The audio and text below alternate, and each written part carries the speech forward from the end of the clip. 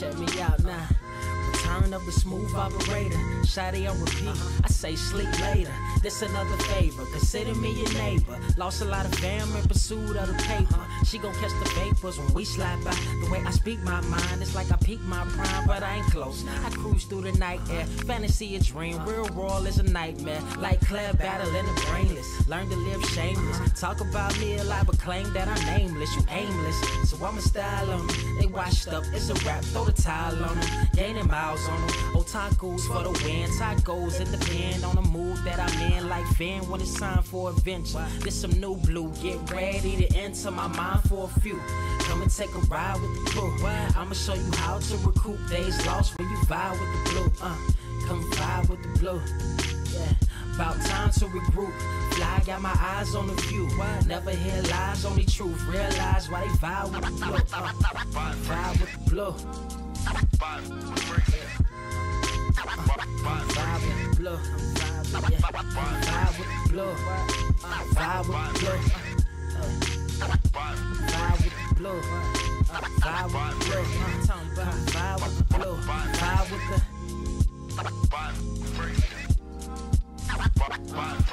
vibe with the sky. Wait, you know the rest. I'm blessed. I see you frontin' like you ain't impressed, but I still get requests. I'm playing Zelda on the GameCube. I quit spamming my music. Don't ever try forcing the links. That's a high rule. The wind waker, Mother Nature on my side too, controlling the elements. Go and check my avatar. I'm arrows ahead. Get the point. Moving forward, the battle scars accumulated over time are reminders of what I went through as a miner. But made me a grinder. The trees broke down for this loose leaf. If life's a game of death, I'm Bruce Lee. Ooh wee.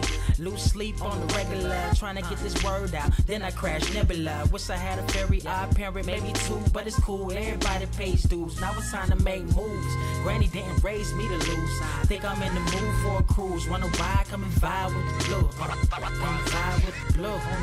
Come vibe with the blue. Come vibe with the blue. Come vibe with the. Check this out, y'all. I'm back spazzing like the elderly. Worth of my cousin Beverly. Never swear away from the truth. Just ask Heather. Be weather, be tripping. Starting to look control like our destiny. Always give you the best of me until the death of me. My weaponry is a paintbrush. Hush, don't tell my secret. They get a hold of it. If you leak it, get it. It's cool. Got you covered though, look. But let me get back to that cool-ish, loose-ish. Why they still lying? They don't do this bad at board games. Whole world clueless, selling their soul for Roof Chris. Who's this honored fella? Need a slice, extra mozzarella. Crew fly, let God propellers. Humanity born like they don't trust fun. Why you dodge to tell her? You don't know, but my odds are better. Life's a gamble, depending on who holding the cards. You can start living at large or it's bon voyage. Charge it to the game. Me and you ain't the same. I'm thinking bigger pictures. Why you still shrinking the frame? Ever blink in the rain? It helps when your eyes dry. Mob with the bright minds. Think you funny, wise guy? Midnight marauder with a new tribe. Tired of the fake. Come and vibe with the blue sky. Come vibe with the blue sky. Why do you try? We get them high. Take them high. What I do? Come vibe with the blue. Yeah. Come vibe with the blue. Pass what up? Vibe with the.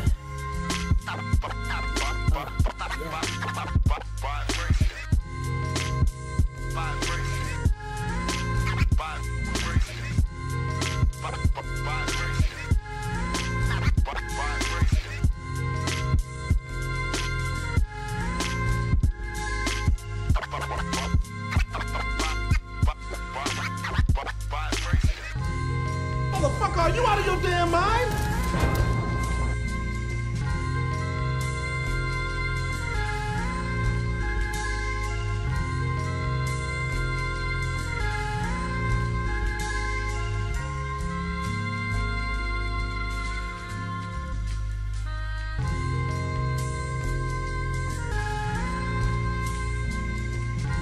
I have seen everything that has ever happened, ever will happen, ever could happen, and yet, what the hell is this? Are you ready? Word to wise, grass only greener when it's fertilized. Gave them truth in these songs, they prefer to lies. Destiny beautiful, adrift in her purple lies. You can't see me, you Stevie, wondering how I reach more evolutions than Evie and make it look easy. Dream on, yeah. Dream on, Dreamweaver.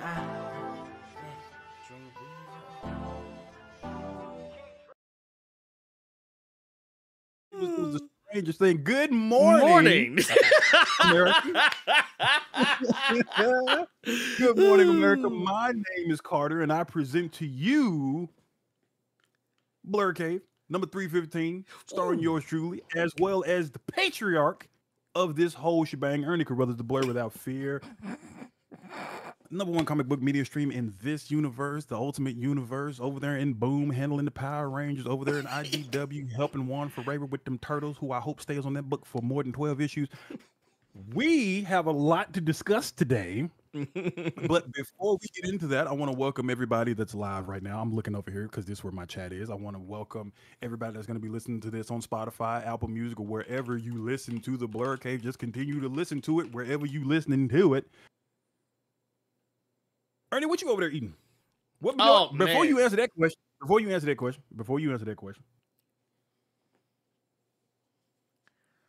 All right, what you eating?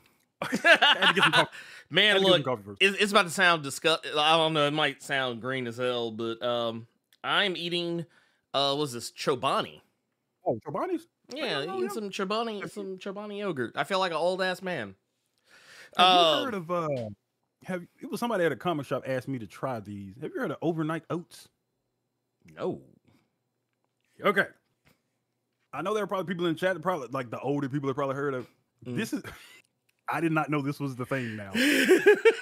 Overnight oats is the same serving as that Chobani yogurt you got in your hand, but it's cold oatmeal.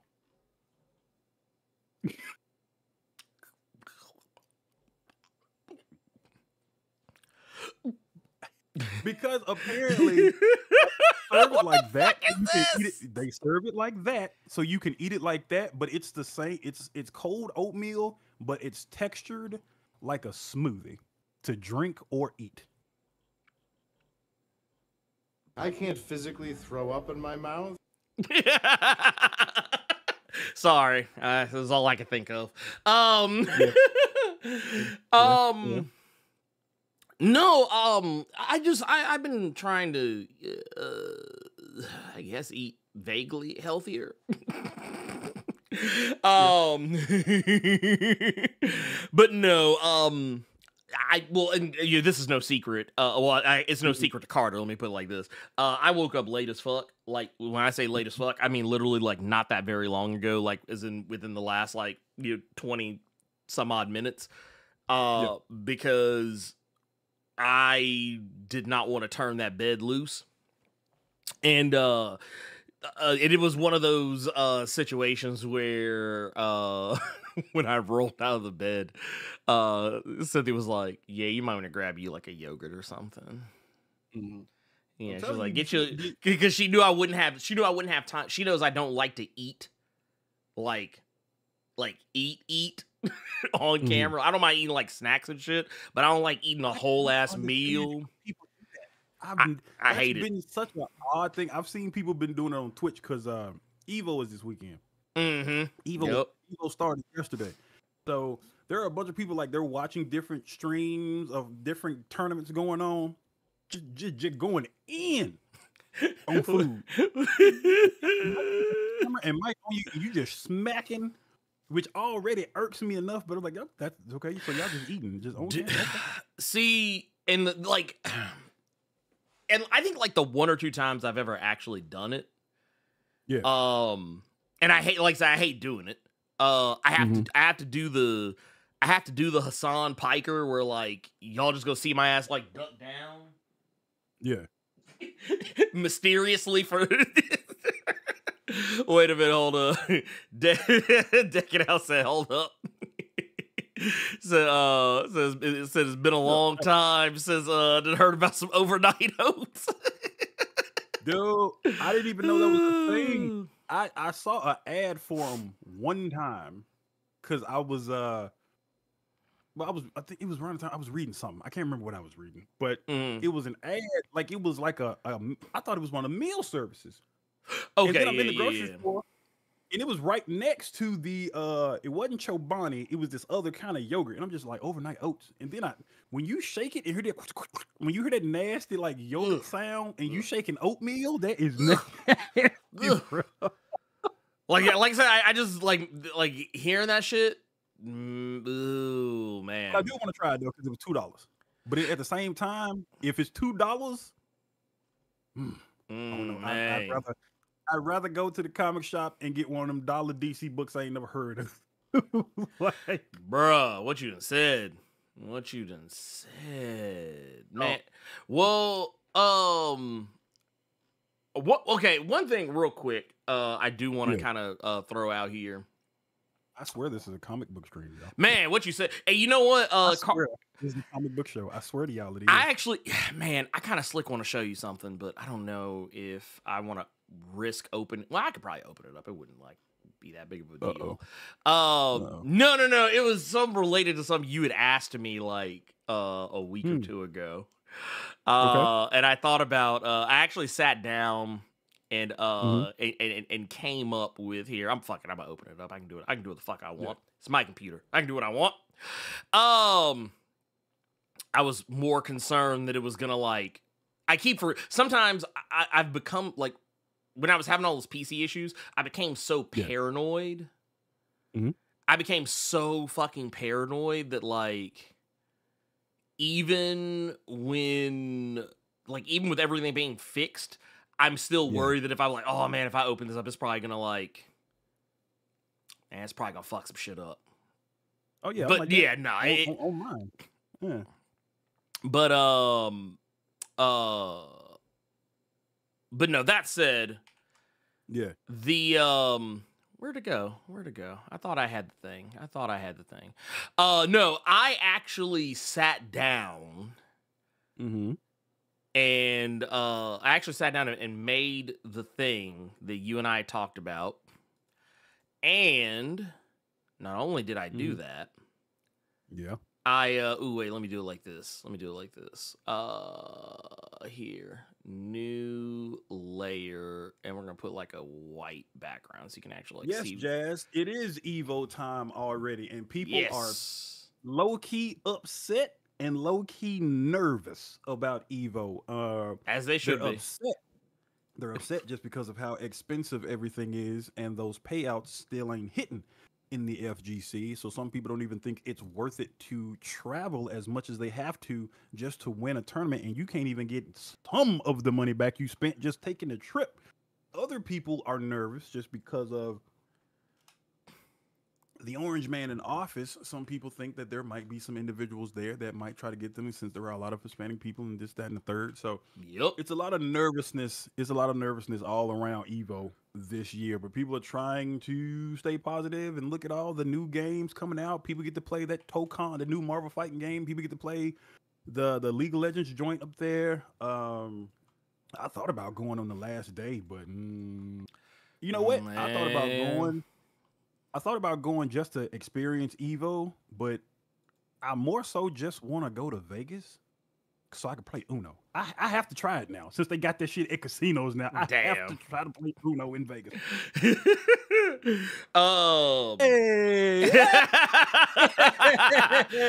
Carter can see it. Y'all can't see it, but okay, y'all. So hold on. So this is something I told Ernie, because I said I had a merch idea, and I said it could be something that I could do for you guys, since you all like a certain shirt that I wear. And I thought about it, and I thought, like, yeah, I think I could sell that shirt. And I asked him, I'm like, do you think you'd be able to do it? I mean, I can whip something up for you. I can whip something up. Completely forgot about it. Just because of the conversation you and I were having before we started off the Slaw dude. Yeah. But Ernie just sent me some things, and yeah, this is we already know that I'm a comedic gold mine. We know that. Yes. But I think my merch ideas might be nice. My merch ideas might be nice. Do you want me to show them? You know what? Okay. So that second one, I like that second one. The second one, okay. I wish you could put my only input. I wish you could put a book.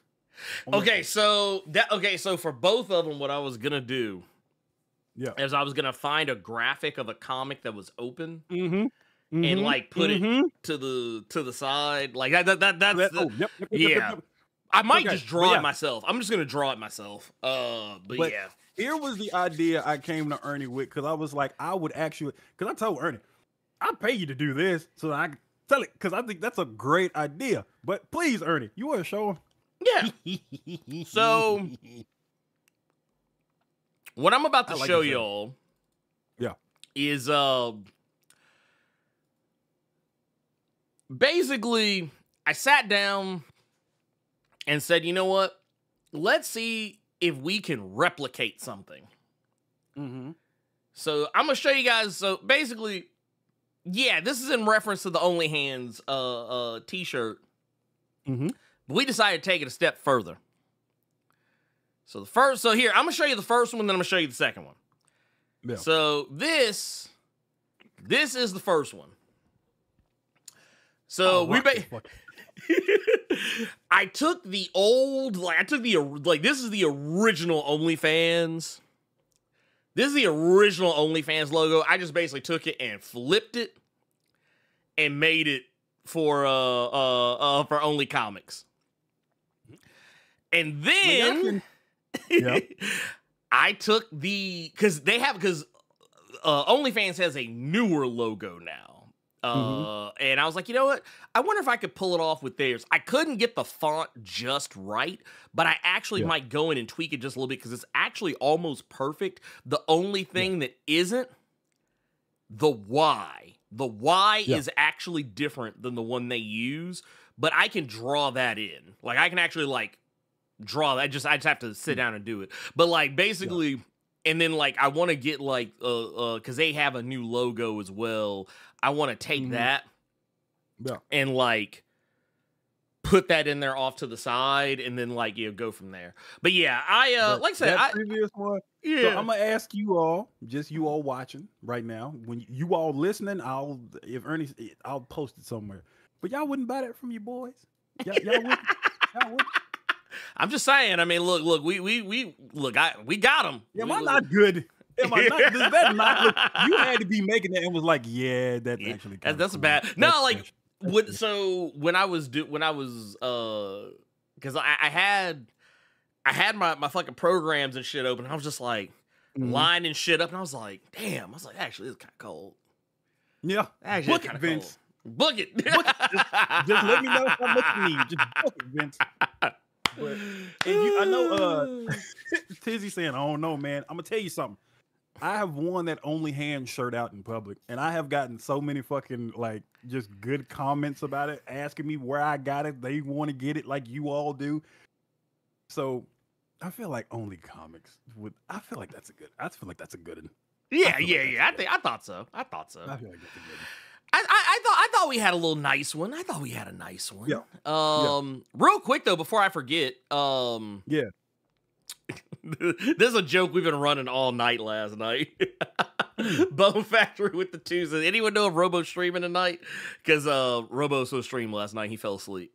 Honestly, I almost pulled a Robo this morning. But we did the Bone Factory had me dying yesterday with the what if Robo streamed tonight with the Marvel Bone What If logo. Factory got banned right now saying only Greg Land fans. You're a sicko. No, we can't have no. Could you imagine Ernie just come out just like Carter had a good one with that Only Comic shirt. But I feel like we gotta keep Carter up on. We gotta keep him on his toes. So I'm gonna give his shirt some competition. I'm gonna make a Only Ginyu shirt. Nobody want a fucking Only Ginyu shirt. You know what? I do slick when I make a shirt for the Ginyu Force though. I do slick when I make one. Will I have? But see, then I want to be careful with that one because I don't want to, because that could be taken the wrong. I can see it get taken the wrong way.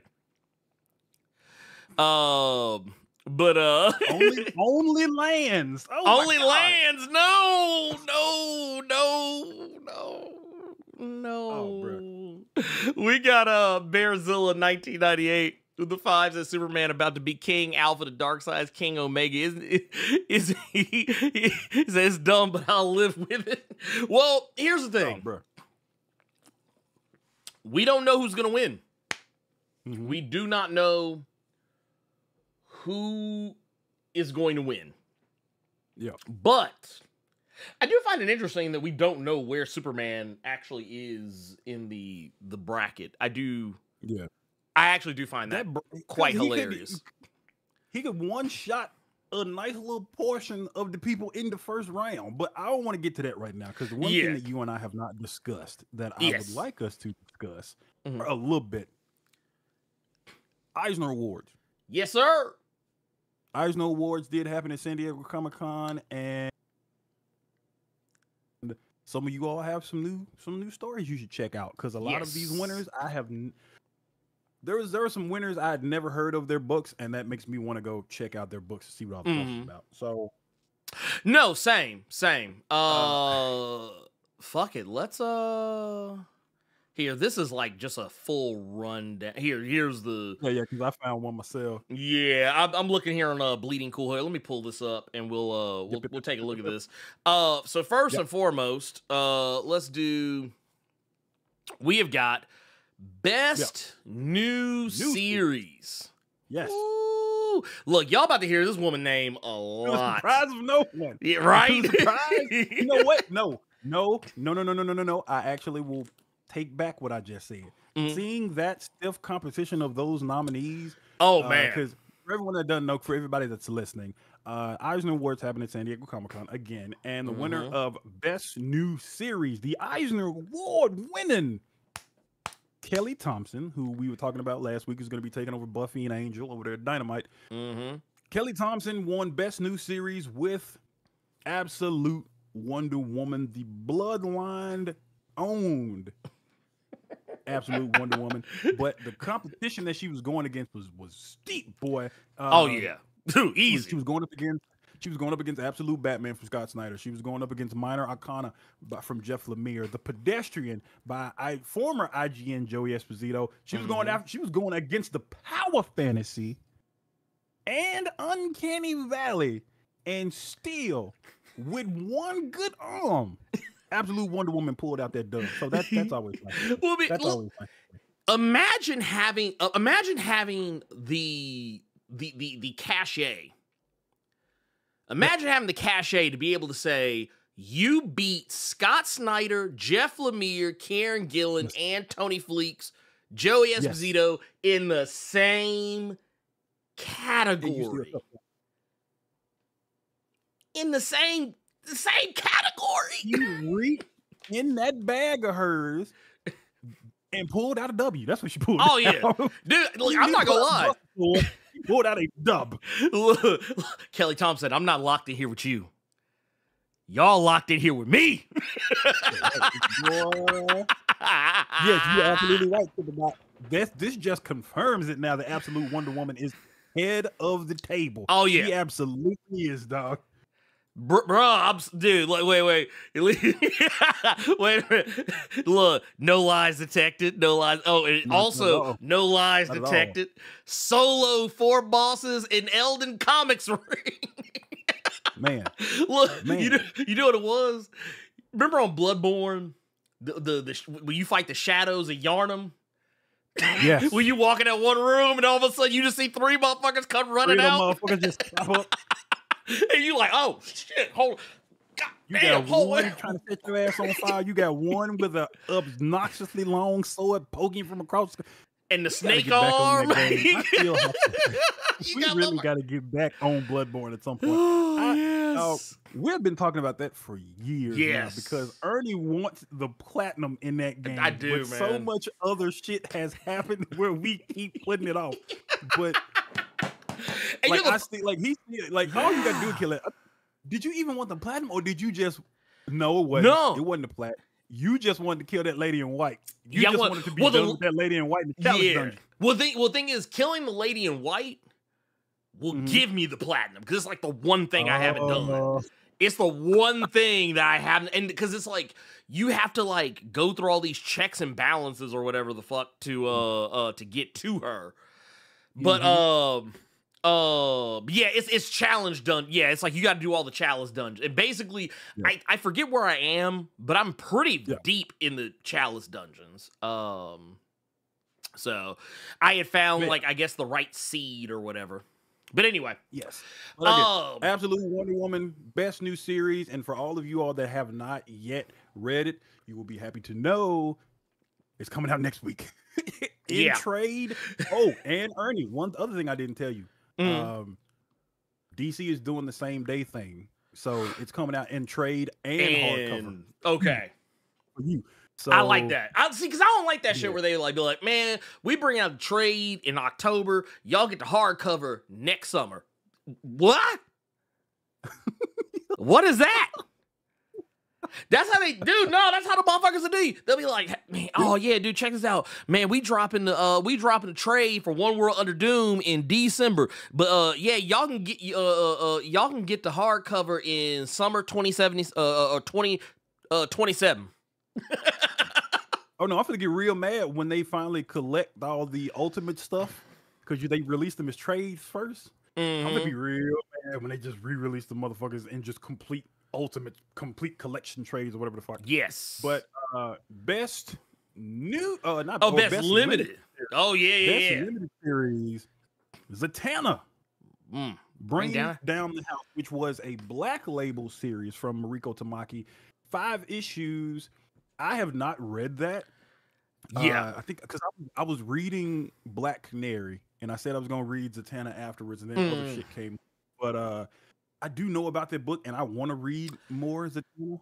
So, and it's only 5 issues. It's only 5 issues. The hardcover is already out for you all to go get. Yes. And I'm a fan of Mariko Tamaki, and Javier Rodriguez is a great artist. So I want to see what he does with Zatanna, and I want to see more Zatanna just because of the interaction with her and Batman always puts a smile on my face because that's one of the few instances where like they're not bucking, but they tight. Yeah, because you can have that relationship without there being. It's So did you ever check out the because our boy Jamal Campbell? Did you ever check out his Zatanna that was running? I think it's still running. I didn't know it was still running. Yeah, I think it's I think a new issue just recently came out.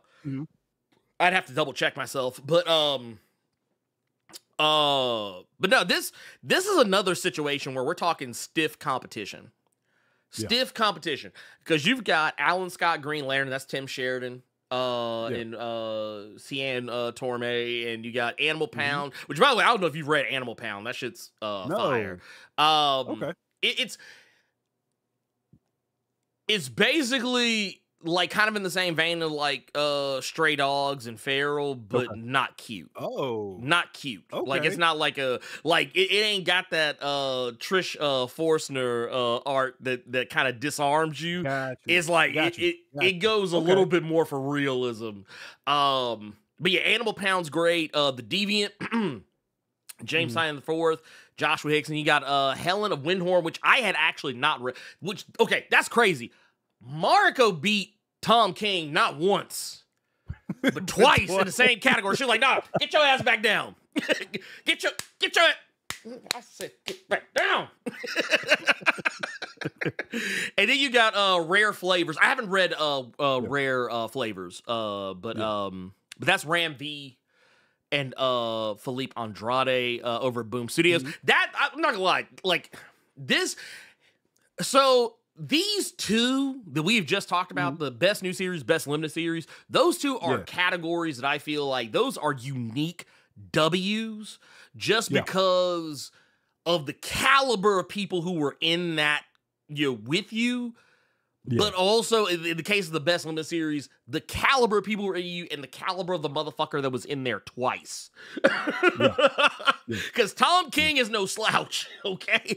I'm actually shocked And who knows? Actually, you know what? No, I'm not shocked because we're about to get to the next one. And I was about to, because I was sitting there thinking, like, man, I'm actually shocked. I ain't seen Tom King's Wonder Woman up in this motherfucker, but nope.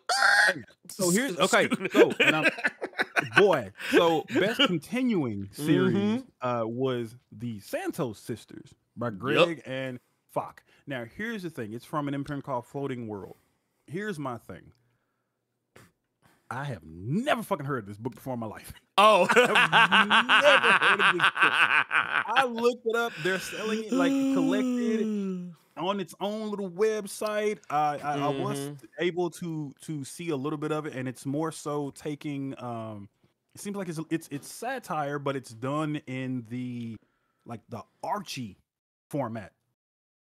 With the art, with the storytelling, like the main characters are basically supposed to be like Betty and Veronica and stuff like that. But again, I have never heard of this book before. Wait, we talking about Betty and Veronica or the Winchesters? I mean, that's the elevator pitch. That's what the elevator pitch sounds like to me.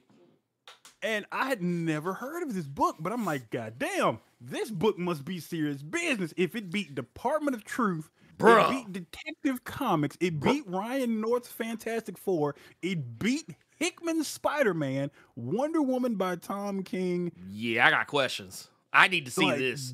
I got to see this book. Hold on, wait a minute. Hold wait, no, I got to hold on. Here, let's not live.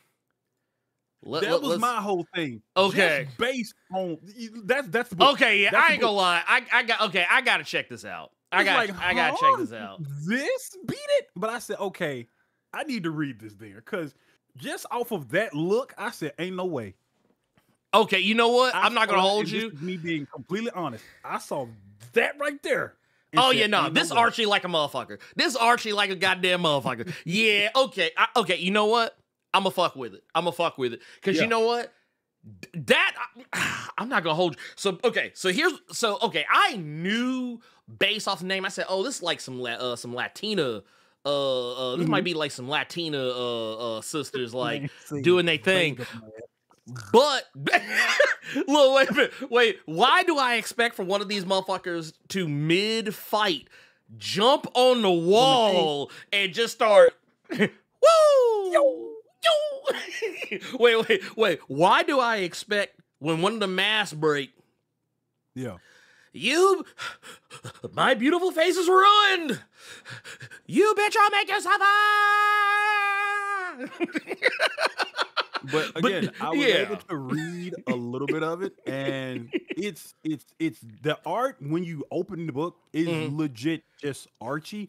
But a lot of the story stuff that I was able to read, it was satire, kind of like I was reading like Judge Dredd or something. It was that kind of satire. Yeah. With an Archie coat of paint. So that made, and there's a lot of. Oh wait, here. Let me pull this up because this is one right here. I clicked away because by default. Oh wow. Oh, I'm not gonna hold you, bro. Hold up. Wait a minute. I got y'all got to see this cover. Y'all got to see this cover, bruh. Why they hide these ladies' faces? Why they hide these ladies' faces like that, bruh? We got some baddies in here. Hold on, dude. Veronica and Betty could never.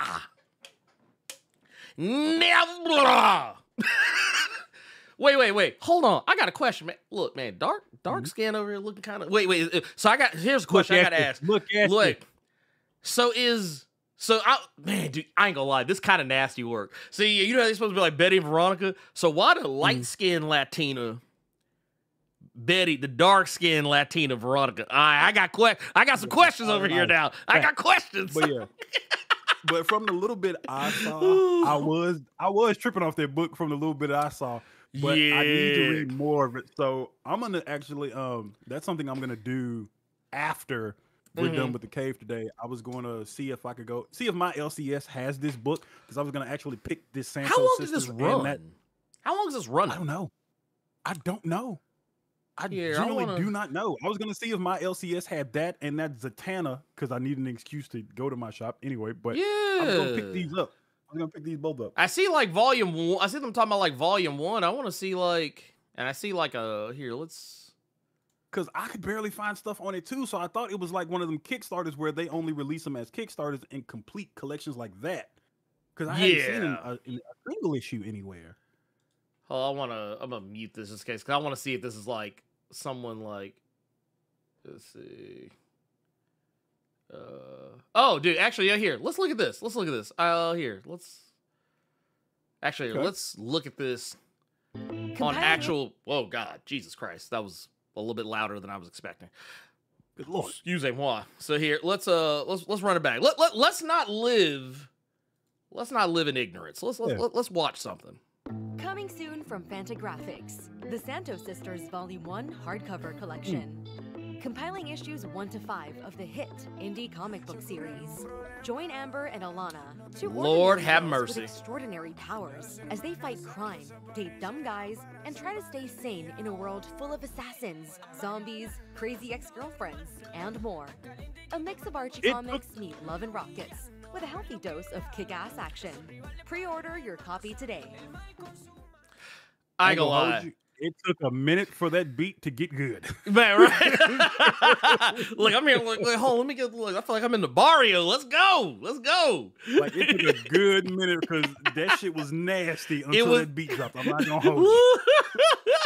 Look, with the beat drop, I was like, okay, all right, let me get a little. Yeah, but when I saw what this book beat and that it got the Eisner for it, I said, oh okay. yeah. No, this is cold. This is cold.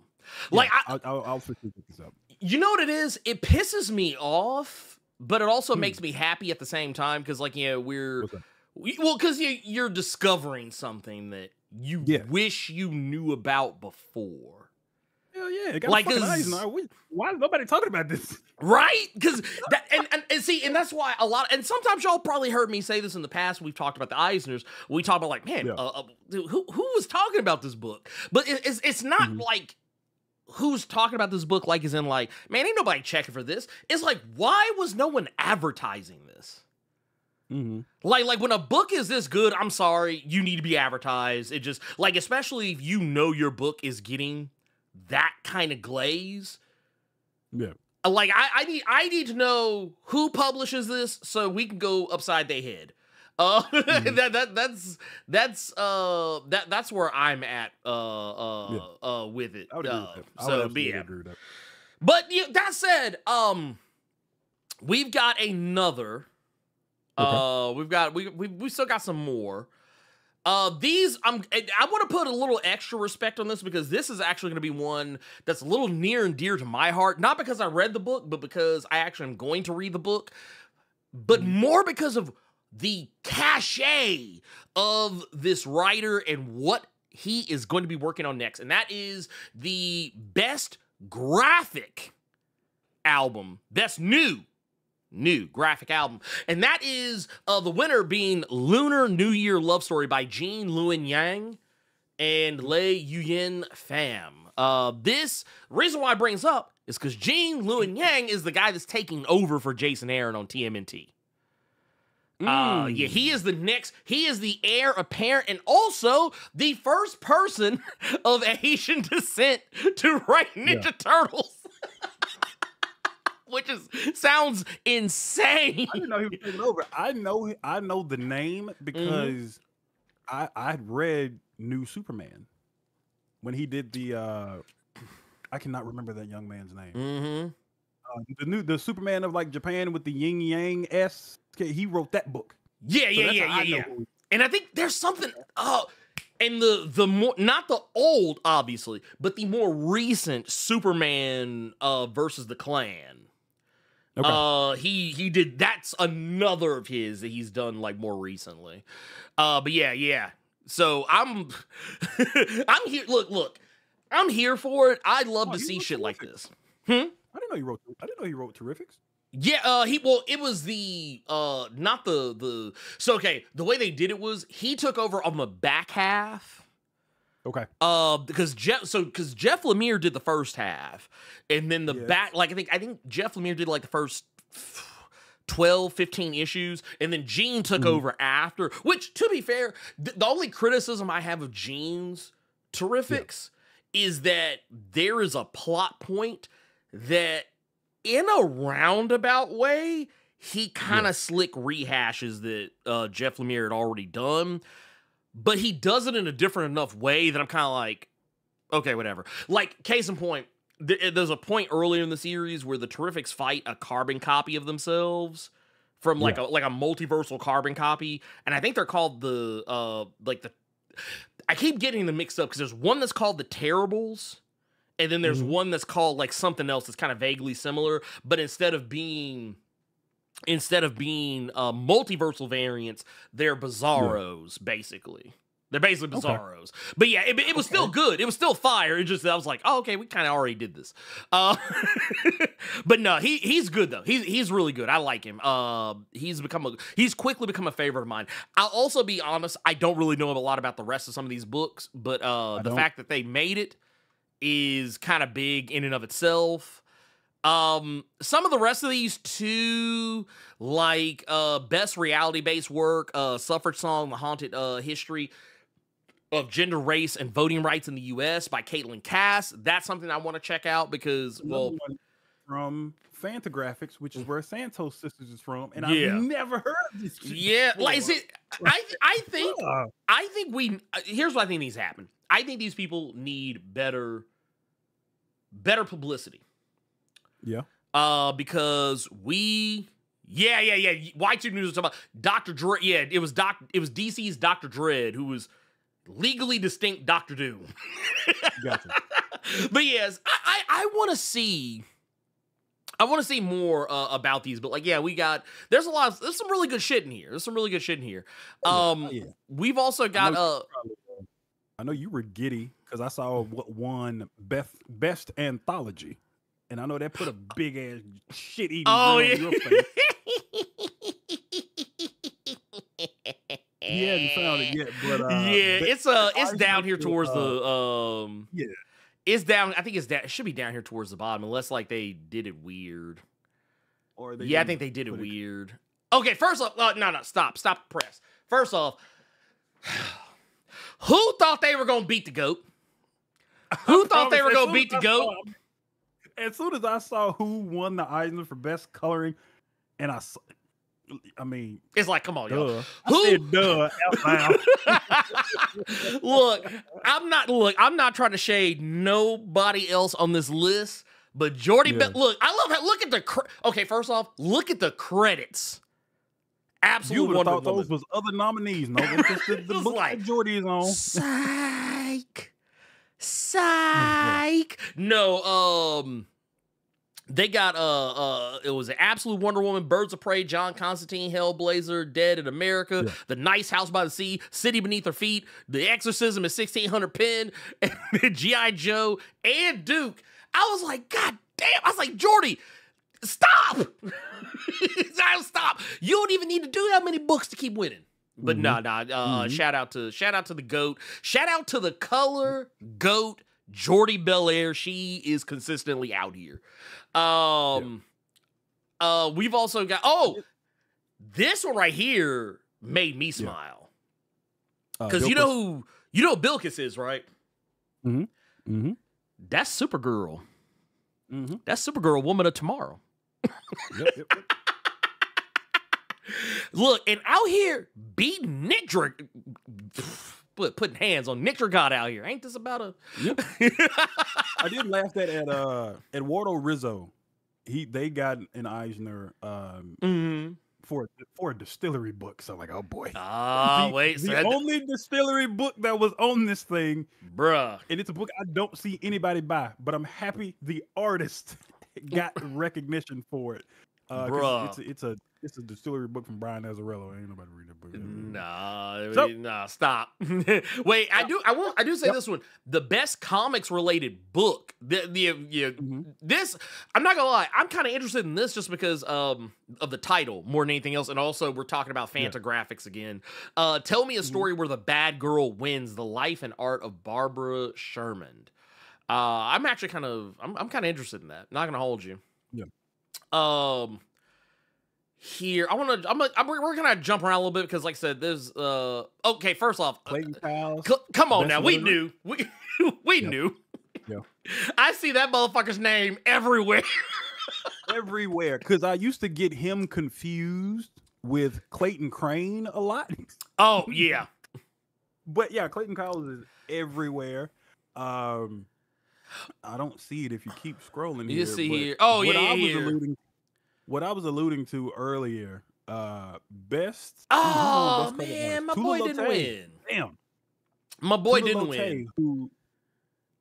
Who's that? Tony Weaver Jr. He was in Best Publication Weaver for for Kids. Weirdo? Mhm. Yeah. But he was in. But here's the thing though. But he can was in still say he was, and he can still say he's an Eisner nominated. See that stamp on several books that Eisner nominated. Yeah, Eisner that's all we nominee. need. You're gonna see that a lot. Oh, Best yeah. cover artist going to Tula Lotay, who a lot of you all may remember because she won best new series. I want to say because that's she did Somna for Distillery. Yep, sure did. The Distillery Skinamax demonic story. We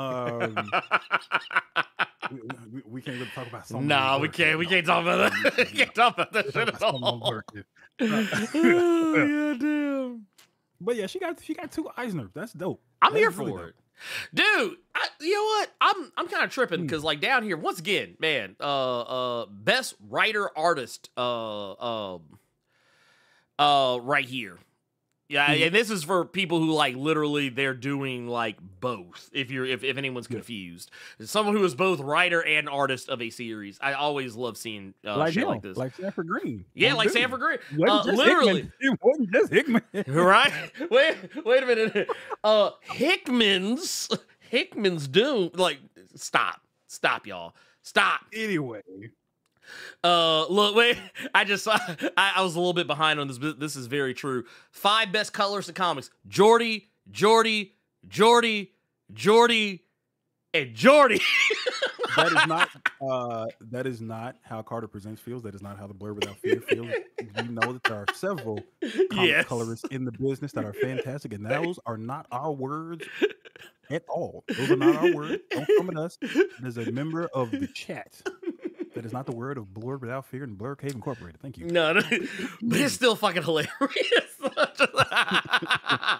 No, we got Charles Burns who's doing comics, Final Cut on Unwholesome Love, and which like I said, I actually haven't peeped any of those, but I still find it awesome that was the case.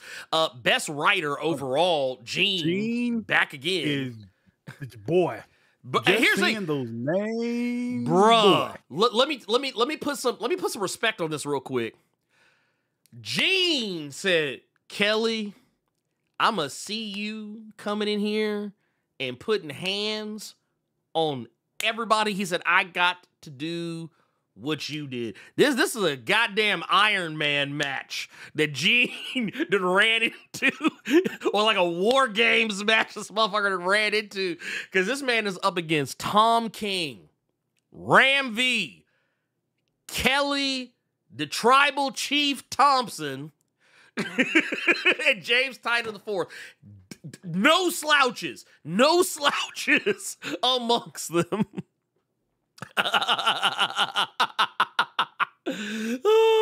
But here we go. This is the one right here. This is one you were talking about. Yeah. Best anthology, Godzilla's 70th anniversary. Yeah. Which is just, man, it's crazy to say because the other day I was actually watching some I was watching some older, not old, but like old enough Godzilla. I was watching Godzilla versus Mechagodzilla 2. Okay. Because of the Godzilla #1 video, because there's a lot of parallels in that. Mm-hmm. Which, by the way, if no one's ever seen Godzilla versus Mechagodzilla 2, it's very good. But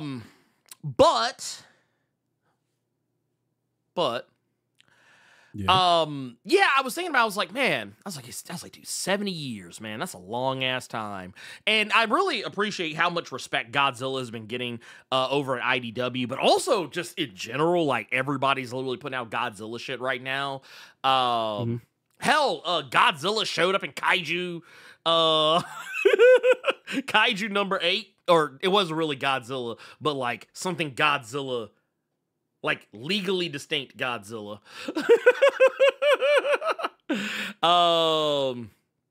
But yeah, I'm here for it. I love to see shit like this. Ooh, now okay, I'm not gonna hold y'all. I have to put some respect on this. I'm gonna skip best short story because I want to take a look at this. Best single issue / one shot. This is one that surprised me. The War on Gaza, also by Fantagraphics. but written by Joe Sacco. This will surprise me because it actually showed me that there is hope for the world. And also something that I want to read myself. And yeah, dude, this is fantastic shit, dude. This is fantastic shit. I love it. I love seeing stuff like this. This is beautiful. And you know what? I know some people are probably going to be asking, well, wait a minute, where are what's going on with the Blerd Awards? Like, what's going on with that? It's still going to happen. You know, we'll do it a little later. But I'm actually getting together a list of various and sundry different things, and kind of like what we talked about before. The way I'm plotting to do it is I think I'm to kind of have some quality control in there and not have like some random bullshit. I think that what I'm gonna do is I'm gonna have myself and Carter, we are gonna compile the list of possibles, but we will let y'all vote on them.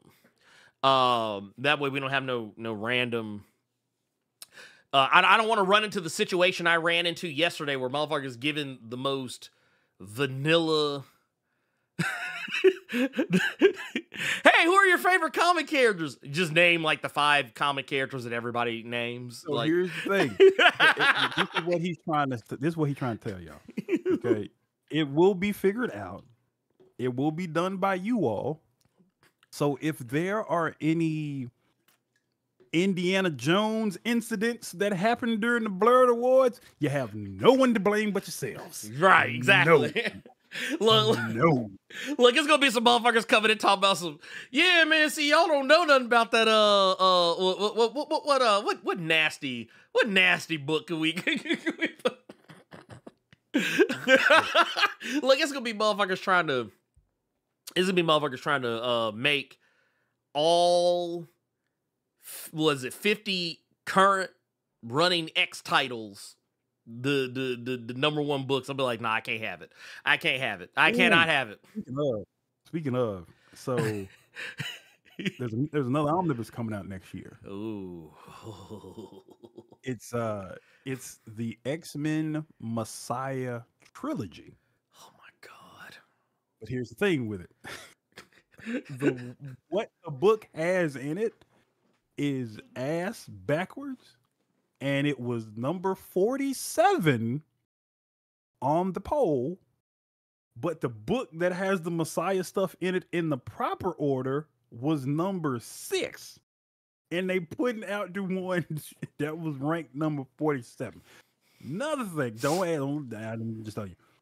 Another thing that's coming out next month, already funny enough, but it's coming out before the Gillen stuff, before the Ewing stuff. Fall of the House of X and Rise of the Powers of 10 omnibus is coming out next month. The thing is massive.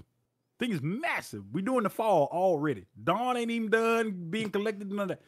But what I thought was hilarious when I saw a video on it is, I don't know why Marvel is doing this.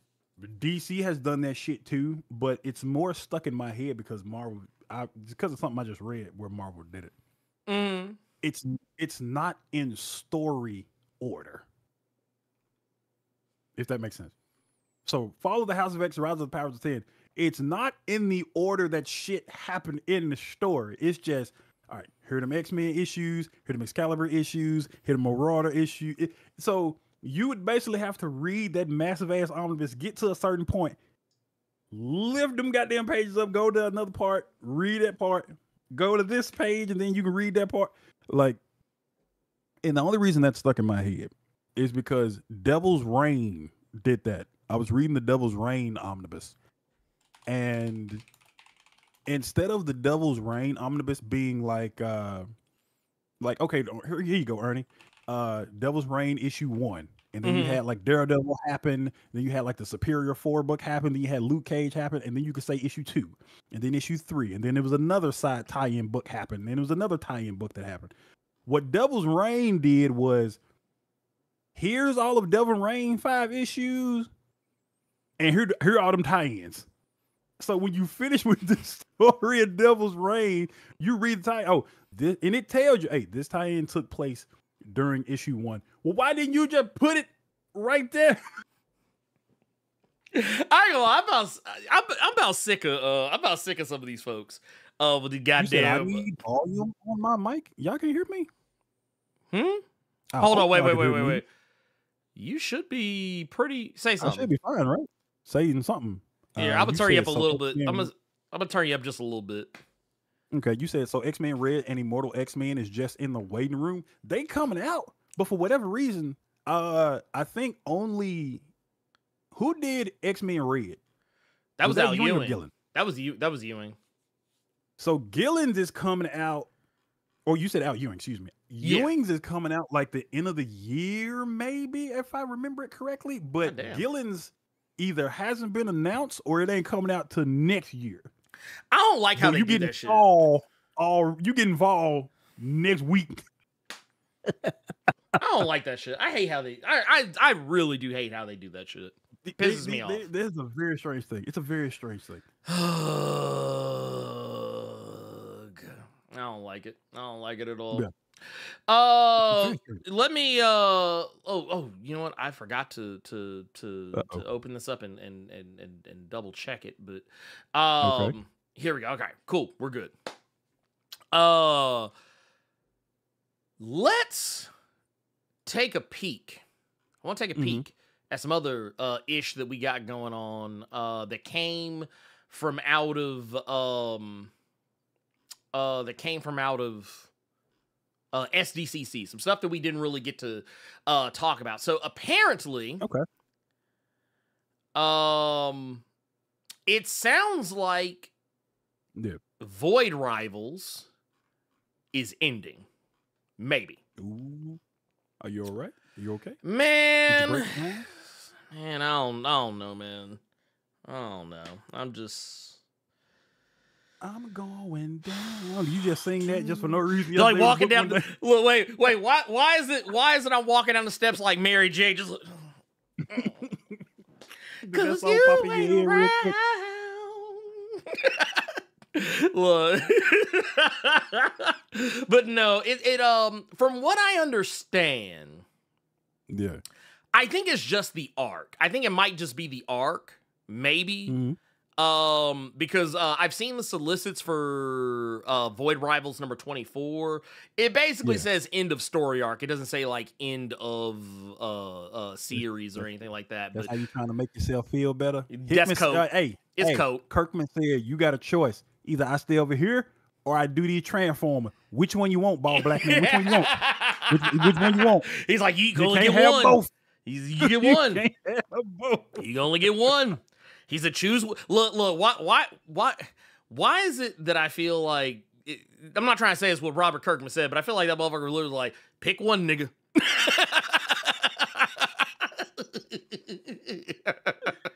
But I mean, no, that's basically what you're getting. Yeah, I mean, more or less. That but yeah. So.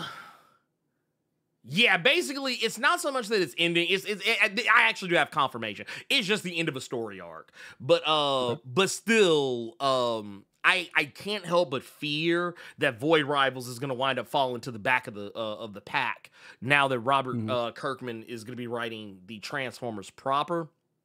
But what, like I said, I'm open to waiting and seeing what happens with that. He might be so good on that Void Rivals, you know. Kirkman just look at him like, you know what? It don't need me anymore. And he might lead it. Hey. He might. Shit. I'm gonna tell you a motherfucker that probably should stay the fuck back. And that's your boy Frank Miller. Your boy Frank Miller. I don't know if you heard, Carter. I don't know if you heard, but Frank, you know he trying to. Okay, you know what? Fuck it. We just gonna do it.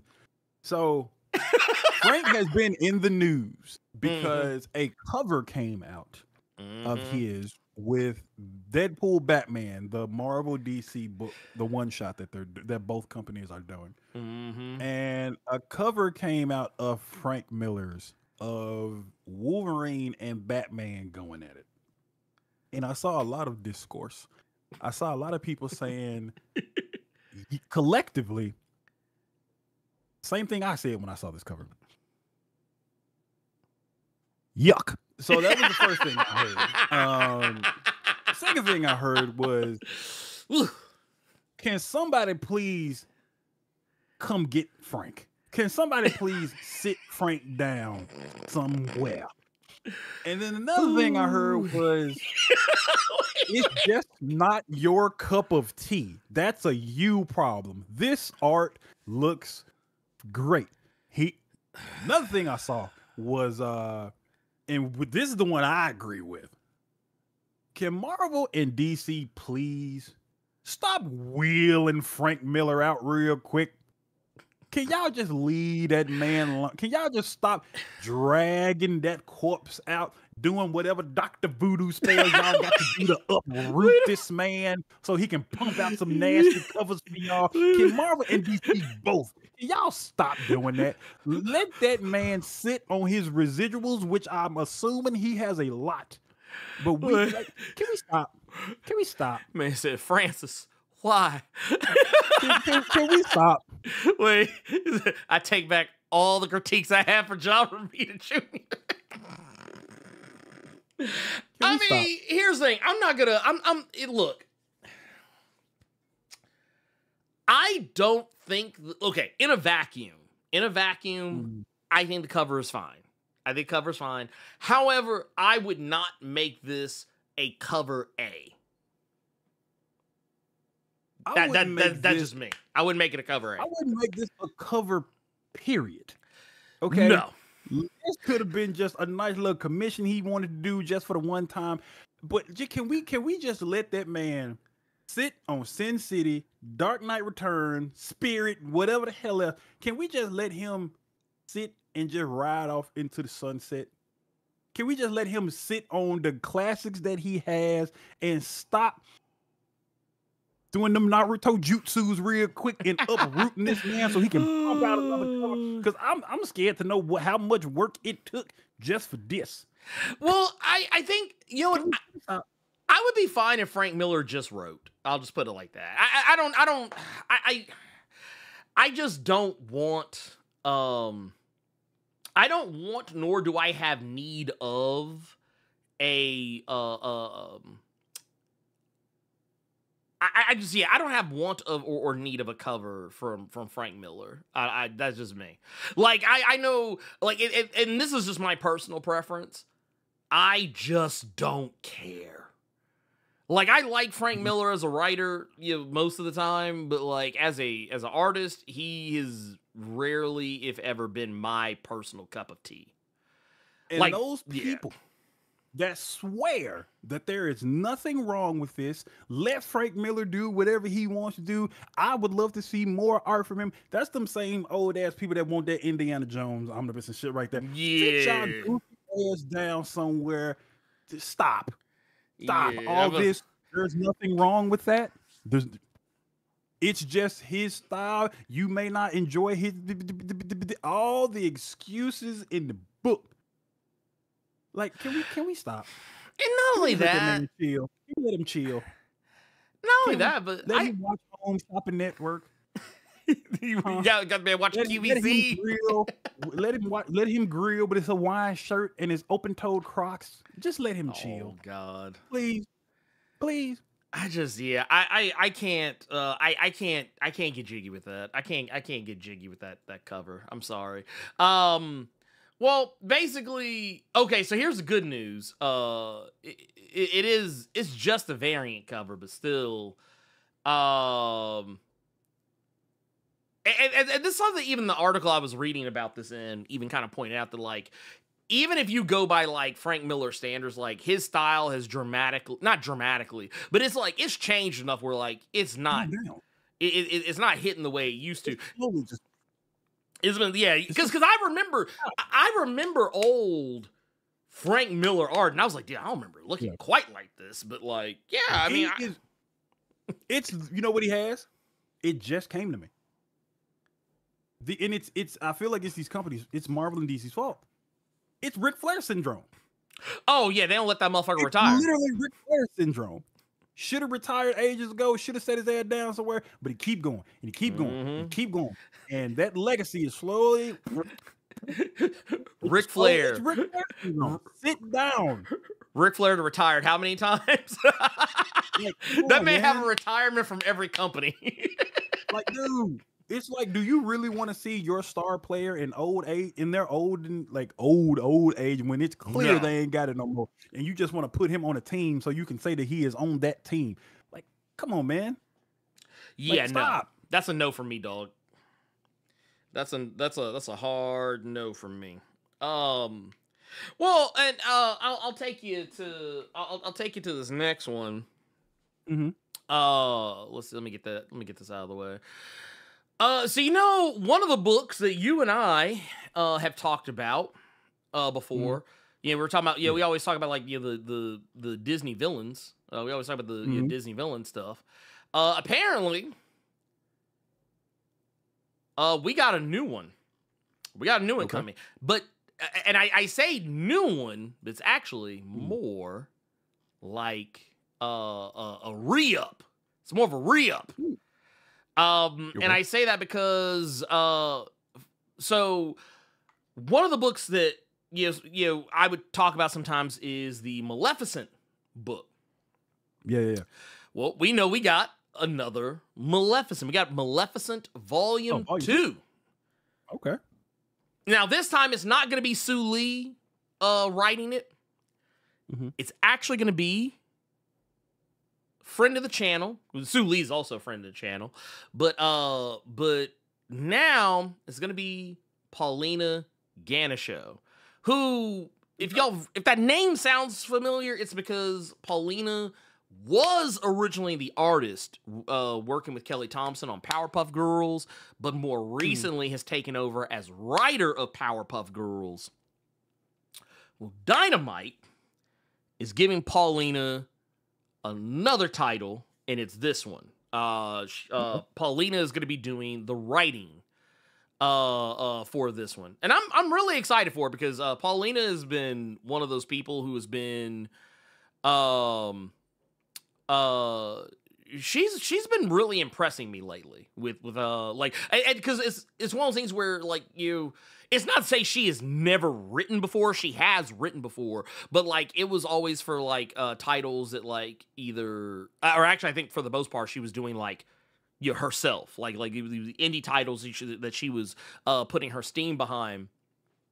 And we got another one right here.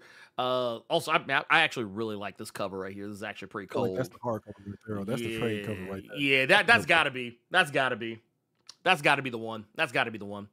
But yeah, I'm excited for. I'm actually pretty excited for. I'm actually excited for a lot of the stuff. Dynamite's like not fucking around right now. Say this to everybody. Just because you see Disney villains on the cover, do not ignore these books. No, dude, these books are actually damn good. These books are actually really, truly solid reads all around. Very fucking good. Give them a chance. If you can give Frank Miller covers and Frank Miller Dark Knight sequels a chance, you can give a good Disney book a chance. Stop just seeing Disney and just thinking, oh, those for kids. No. Yeah, no. You gotta give them a chance. You gotta give them a chance. Everybody. Dynamite is doing it to where they want everybody reading these, and these are damn good reads. So please. Yeah, I would even look. I'll even put some respect on it and say that you know how like folks were talking about the they were talking about that recent the Mufasa movie. Mm-hmm. I was like, man, you already got the Mufasa movie. You got the real the real Mufasa story. It's called Disney Villain Scar. That's the real story. That's the real, like, for all y'all that saw that Mufasa and y'all was like, damn, they hoed Scar out, man. They made Scar look like a whole punk in that Mufasa movie. No. Go read that Disney Villains Scar. Come back and see me. You're gonna be like, all right, this is better. Yeah, I truly think that Scar was the best one. Maleficent was a solid one. Hades was a solid one as well. But yeah, that Scar book will really surprise you. Damn, this is good. I ain't gonna lie. That Hades book, man. Hades acted ignorant as hell. It was made so much worse because every word he said, I just heard James Woods when I was reading it. Shit was wild. Let me pull this up. Oh, man, okay. This, I think, is just kind of funny. I think this is kind of more funny than it is anything else. I ain't gonna lie, some of these are kind of slick, nasty work, but that's another story altogether. Hey, did you hear about the new thing that Marvel's gonna be doing for Halloween?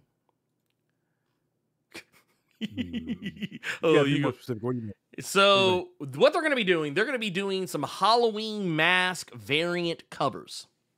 I have not heard about this. Yeah. Okay. So it's James Kerrigan who's going to be doing these. And basically the reason why they're kind of doing it this way, because they wanted to look like the classic Marvel, like the classic Marvel art style.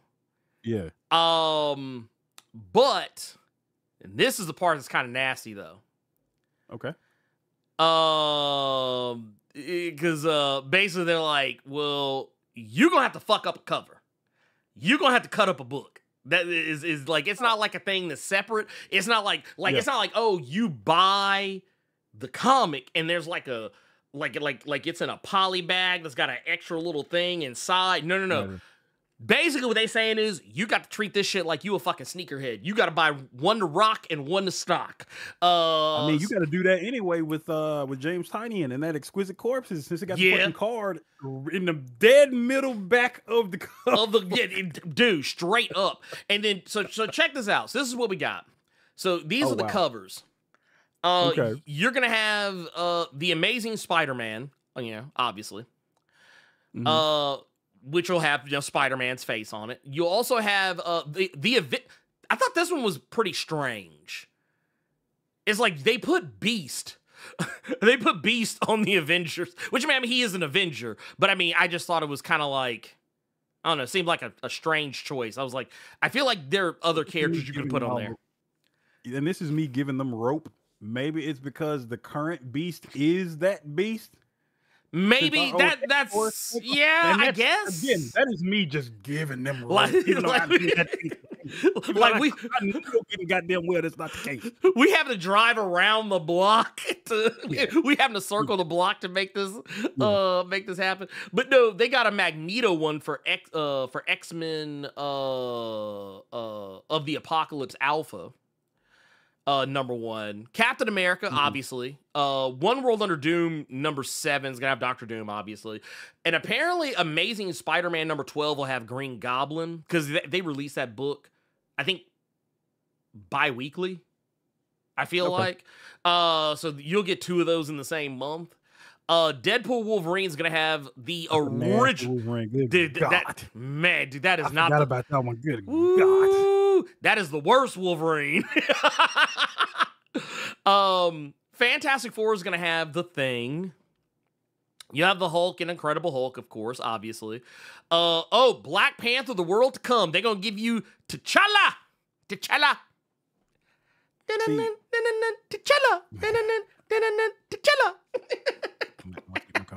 Actually, dude, you know what? I will say this. I've actually been having some sidebars with Christopher Priest since that interview. He and I have actually been talking back and forth in email, and it's kind of hilarious. But he was talking to me. I don't even know if I'm allowed to say this. I'll just say this. He talked to me about something that I won't say what it was, but basically something that almost came out, and how y'all almost got a Riri Williams before Brian Michael Bendis. But yeah, it was. Yeah.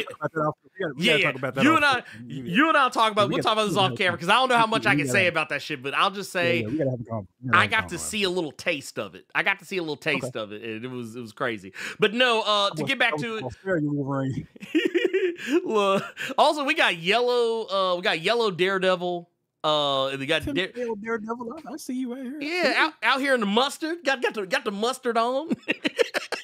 And then Bro, what? I don't know if you know this is a thing, but this is something Heinz is actually selling right now because I saw it at the grocery store. Oh God, they're selling. It's literally you look on the cover, mustard. Oh my God, selling that mustard, dog. I saw it at the grocery. Stop! Oh my, you know what? You know Heinz is selling that. You just gave me an idea. I think I'm gonna do it. I'm gonna make my Daredevil yellow mustard deal. I'm gonna do it. Battle World is gonna have Iron Man, and of course, Murray was Storm. It's gonna have Storm. I'm here for it. The Mortal Thor, because remember, they've switched it. I ain't gonna lie, man. That Thor is kind of. Like that motherfucker just forgot who he was. He is like, I'm Thor. You gotta look in the mirror real quick. Oh, what? That's me. That's me. My name is Rot. No, fool. Thor. Oh, damn! I didn't see it. Your Vision, Scarlet Witch. We got the classic Scarlet Witch. Those are that's gonna be something kind of silly and or fun. Okay. And then. We've also got news that there's gonna be so we knew there was gonna be the whole like Green Arrow Daredevil thing, because a lot of the books, because they said there was gonna be multiple like different books. But they were doing Batman, Wolverine, all that other stuff. Well, now we know a little bit more about another one, and this is going to be Green Lantern Rocket Raccoon. Green Lantern Rocket Raccoon will be a thing. Yeah. Now, granted, I feel like this is just also going to be a part of the whole like Deadpool Batman thing, but basically, what they're telling us is that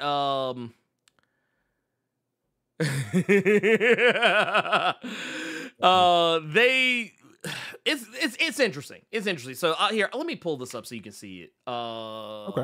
Where's that? There it is, right here. So this is one of the new covers that got shown off. This is Russell Dodderman right here. And you can kind of see, all the different ones that have been announced thus far, kind of like in the background. Like you can see different characters, like you see like Daredevil back there, you see Joker. We already knew about Jeff the Land Shark and Crypto, so that's back there. Yeah. And I remember there was supposed to be like the I think it was supposed to be like Captain America and Wonder Woman, I believe. I think at some point or another, but they're not in the same shot. But the reason why people are picking up on this is because Green Arrow and Rocket Raccoon are in the same shot together. Which I mean, I'm here for. It's whatever. Though I see Batman with that damn Infinity Gauntlet at any point, I'm gonna be mad. Oh man, you know he's gonna get it. You know he's gonna get it. You know he's gonna get it. I'm gonna be so annoyed. You know I'm he's gonna be so annoyed. You know all them people on the cover. And y'all gave it to just regular ass Batman. Somehow Batman could use all them gadgets with the power of his Lord and Savior, Adam West. He just got the Infinity Gauntlet for some fucking reason. I'm gonna be so mad. I would be so. Oh my God. That man said, Batman who snaps. I wish you would. Oh, okay. First off, if they do that, I wish you would. If they do that, if they do that dumbass shit, this book is dead to me. It's dead to me. It's fucking dead. It's dead to me. I don't want it. That's the thumbnail right there. That's the thumbnail, and that's the name on Spotify and Apple Music. The Batman Who Snaps. Ugh. I hate it. I fucking hate it. Also, dude, we got. I don't know if you saw. Did you see this? I don't know if you saw this variant. We got a nasty fucking variant from from our boy Daniel Warren Johnson, and I'm not gonna lie, I kind of slick want it. Okay. I don't know if you saw this one. It's a Thing Big Barda variant cover. I did see this. Okay. Yeah. I did see this. The motherfuckers are fucking stealing on each other. God damn. Ooh, woo. Also, I appreciate they actually let Big Barda be Big Barda. Yeah. I like it. I like it when Big Barda is actually big.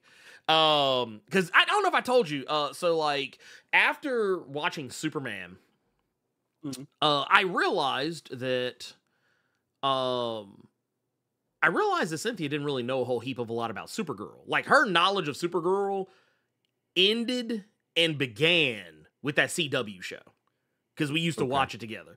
So I was like, when I took her to go see Superman, and she was like, oh, wow. She's like, is that how Supergirl? She's like, I don't remember Supergirl acting like that on the CW show. I was like, yeah. I was like, that's kind of I was like, Supergirl's kind of, I was like, CW Supergirl, while it was a fine show, I was like, it wasn't a great representation of Supergirl.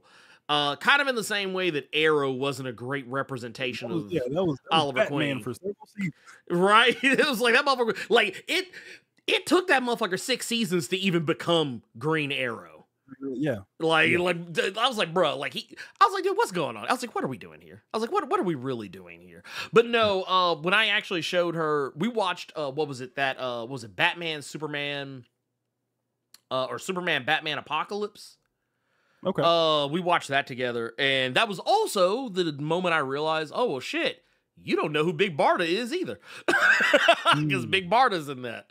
And when I was explaining Big Barda to Cynthia, she was like, "Well, why don't we get more of her?" I was like, "Why don't we get more of Big Barda?" But yeah, nah, it's I want to know where Scott was while Barda over there getting swung on by Ben Grimm. Where the fuck is Scott at while you want me getting the blood uppercutted out of her, dog?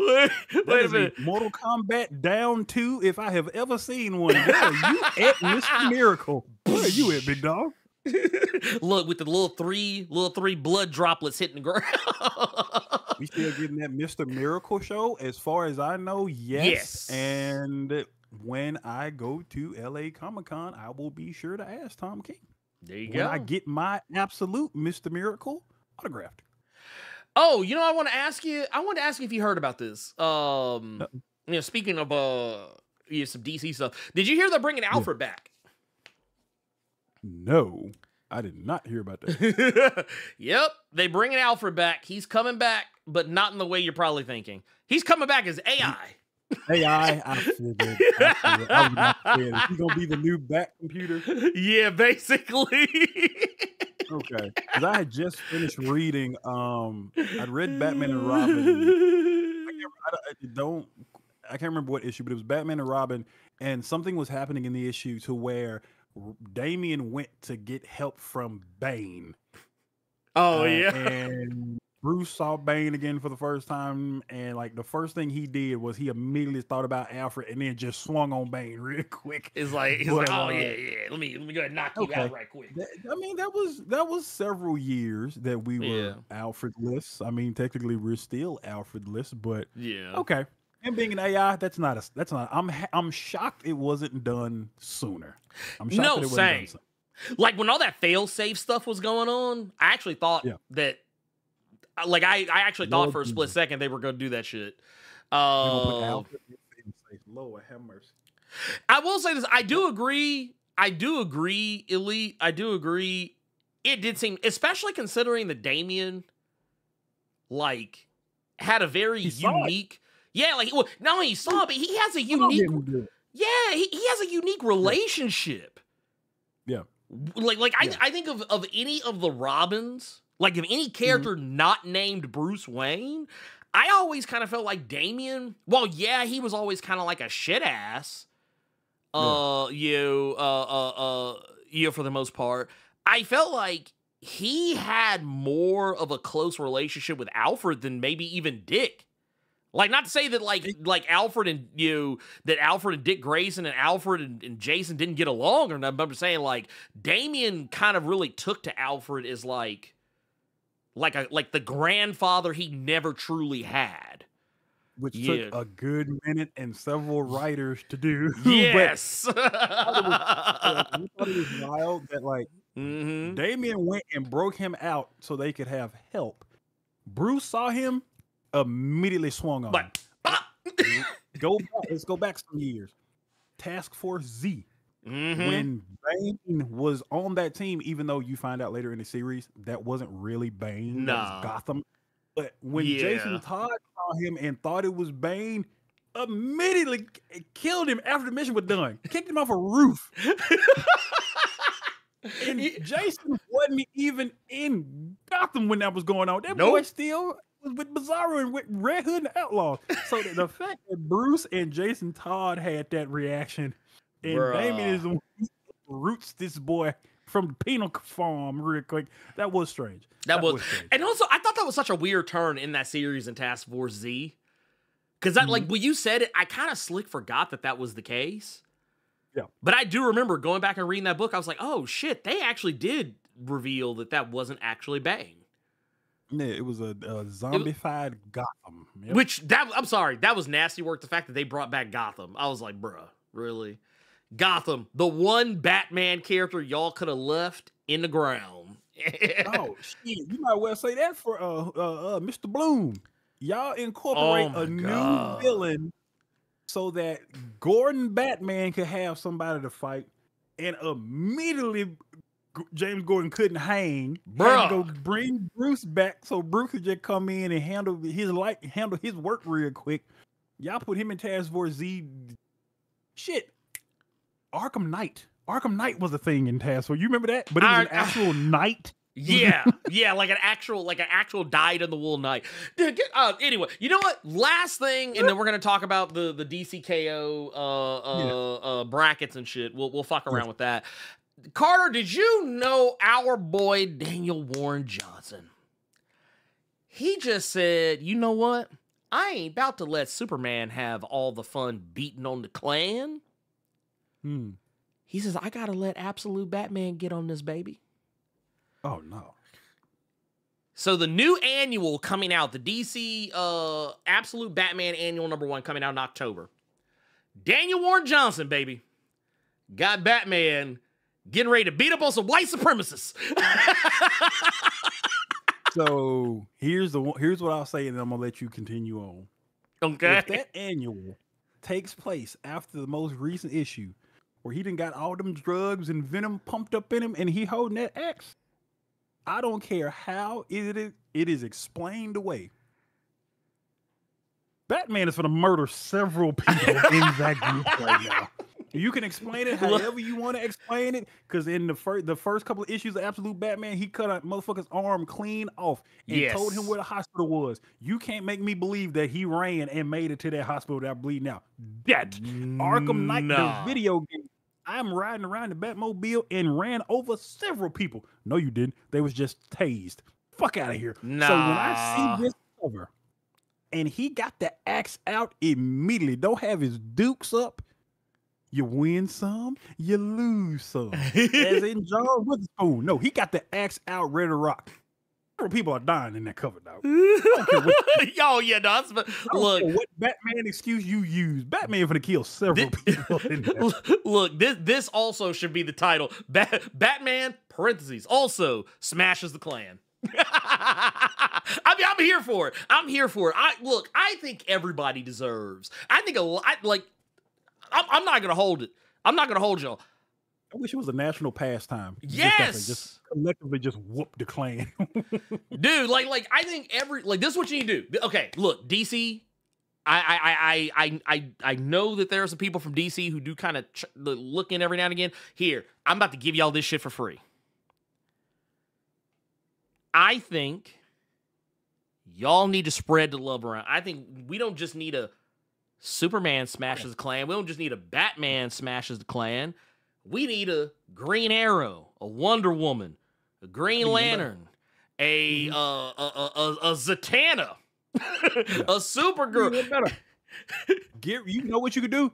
You can get rid of DC power. You can get rid of DC pride. Hey, Marvel, you know what voice issue we need? We need all the Marvel characters. We need to just do that once a year. Yeah. Where somebody from Marvel, somebody from DC. Deadpool, Wolverine, smashes the Klan. We can Done. Everybody would collectively come together because we know Man. this year we get to see who gets to fuck up the Klan this year. we gonna start having a betting pool. Be like, hey, who you got? Who you got on the Klan this week? Who you got on the Klan this year? Like, right? Look, I tell you what, I'm gonna make a pitch. I'm actually gonna do something I normally don't. I'm actually gonna like sit down and do this. I'm gonna make a pitch. I'm gonna make a pitch for, because honestly, I feel like this should be light work. Mm-hmm. I feel like this should be light work. I feel like you should be able to walk and chew bubblegum at the same time. Like, you should be able to do this. This is not difficult. This is not hard. Okay, NFL Super Pro versus Klan. All right, look, come on now. Oh, no. Check it out, man. Taking bets on who get to go full Dynasty Warriors on the Rebs, because this cover looks like, now that he said that with the accent, it looks like he's finna go Dynasty Warriors. Right, really do. Look, that motherfucker about to be doing all kind of spin attacks. He goes, I'm like, God damn. Hey, you know he gonna summon the Batmobile, that big ass fucking bulldozer Batmobile he got. Right. Everybody about to die. That Batmobile. But no, so the whole deal with this one is that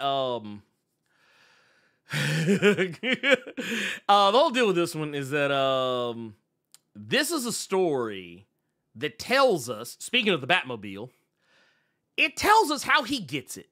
Like because that was the thing, we never really got the full story on how he gets the Batmobile in the Absolute Comics. But Daniel Warren Johnson jokes that they said there were some jokes on the panel how he got it from CarMax. But they say he's going to find a real monster truck that still uses car keys rather than electronic access. And that it's also going to have some real-world relevance. As well. Yeah, look no further than the cover. And he said that, but this is where it really comes into this is the chef's kiss moment, is that he says he raised the roof in the room by concluding about Absolute Batman Annual with the line, Batman beating up white nationalist. So there you go. So, like, if anyone's thinking like, oh, this is just a random mob of people, no, it is not a random mob. Saying that because they got them on. No. That's literally what they are. He said it. He said it himself.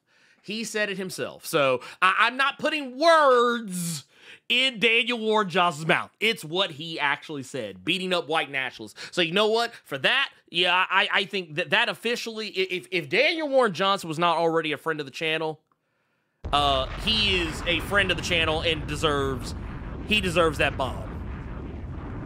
So, we've also got right here, Gokhan Shrew's baby's father says, with the 2, says, they should release it in February. Bruh, if they release that shit in February, that's the real, like, because Carter and I talk about this all the time. Why y'all save all the nigga books for February? No, what you need to do, this is the shit you release in February. This is the book you release in February, okay? Or on Juneteenth. You can release it on Juneteenth. I ain't gonna be mad at you. Release it on Juneteenth. Let the Negro books actually come out all year round. Have the Klan books come out in February, so that way we can all eat. We can all be at the barbecue, at the cookout, at the juke joint, wherever, and we can all be like, oh man, you see that? Man, did you see that new Jon Stewart smashes the Klan? That is crazy, dude. Man, we got to see Jon Stewart and Night Thrasher just team up and beat the brakes off the Klan. That's wild. Yeah, that's crazy. Can't like that is wild. We've also got Screwface Capone with the 2 says Crystar the Crystal Warrior versus the bruh. Wait a minute. Not Crystar. What the Fuck! How many of y'all remember that shit? How many of y'all remember Crystar, the Crystal Warrior? How many? I wonder. I want to know. I really want to know how many of y'all remember that shit. Carter, you remember that shit? So many. You finna see so many that's before my time, Blerd. You finna see a lot of that. You finna see a lot of that. Look, cause I'm gonna pull it up just so y'all can see. This is like old school, like this old school this old school Marvel right here. This old school Marvel. That back in the day. Back when, like, bruh. Lord, could you imagine like that motherfucker like pulling up and seeing some folks in some sheets and being like, oh, this isn't what I normally fight.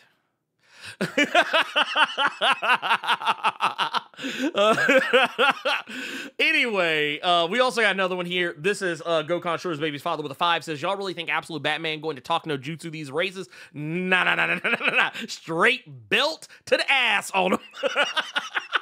Nada. ZC, you look, here's the thing. You can't talk no jutsu. You can't talk no jutsu, no white supremacists. You got to put paws on them. 100%. Oh I cannot wait to see this just with Daniel Warren Johnson stuff. It's just like, bruh, we've already seen how he does his villains. You see what he did to Black Mask. You see what he did to the little children, the little Black Mask. He kicked the little baby. Where he just Pat McAfee the fuck out of that little kid off the boat. Adam Vintieri right off the boat. Had that motherfucker like.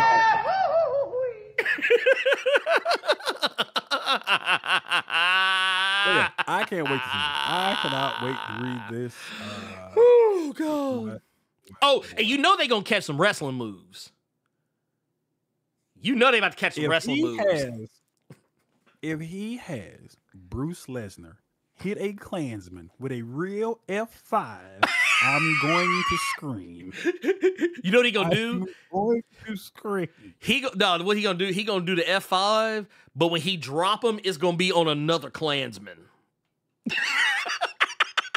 And you know somebody catching the RKO. Drop him on, bro. Jesus Christ. You know somebody gonna catch an RKO off the top rope too. You already know. So I don't want to see swole ass Bruce Wayne RKO somebody. I really don't want to see that big swole fool. Somebody with a timing. You know what's gonna happen? He gonna tombstone somebody. 6'6", 250. He said he about to catch. Can you imagine a 6'6", 250 motherfucker hitting you with a coffin drop with that suit on? Look, just come on, just be like, Be definitely in there. I cannot wait for that issue. Yeah, now that baby's father for the Little Caesars Hot and Ready 5. Dude, I ain't gonna lie. I would like to see a pedigree. You know what? I need to see a pedigree because I'm so sick of Triple H right now. It ain't even funny. I'm so sick of that motherfucker. I can't even stand it. Yeah, I need someone. I need someone who actually knows what the fuck they doing. Doing the pedigree because yeah, I'm so over Triple H right now. All right, you know what? Let's Oh wait, you know what? I missed one. One. Here, let's go back. Let's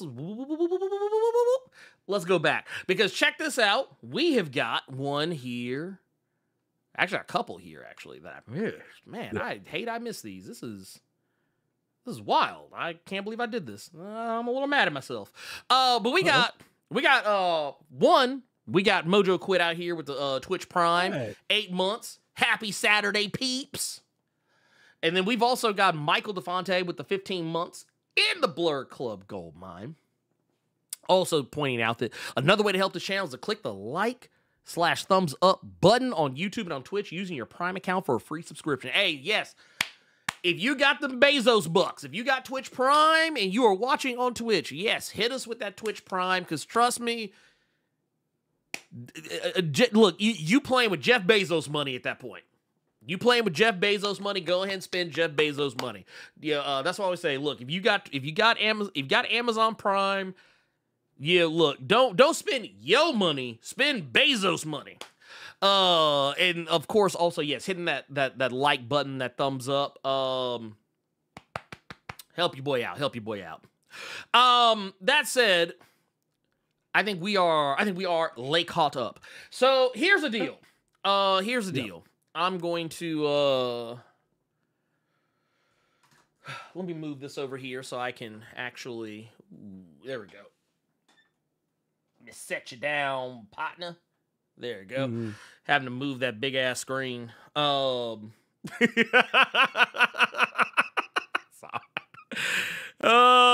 man, it's good times. It's good times. Let's see here. Can I? Let's do it like this. Here we go. Okay. Will it let me? Oh, I know why. I'm an idiot.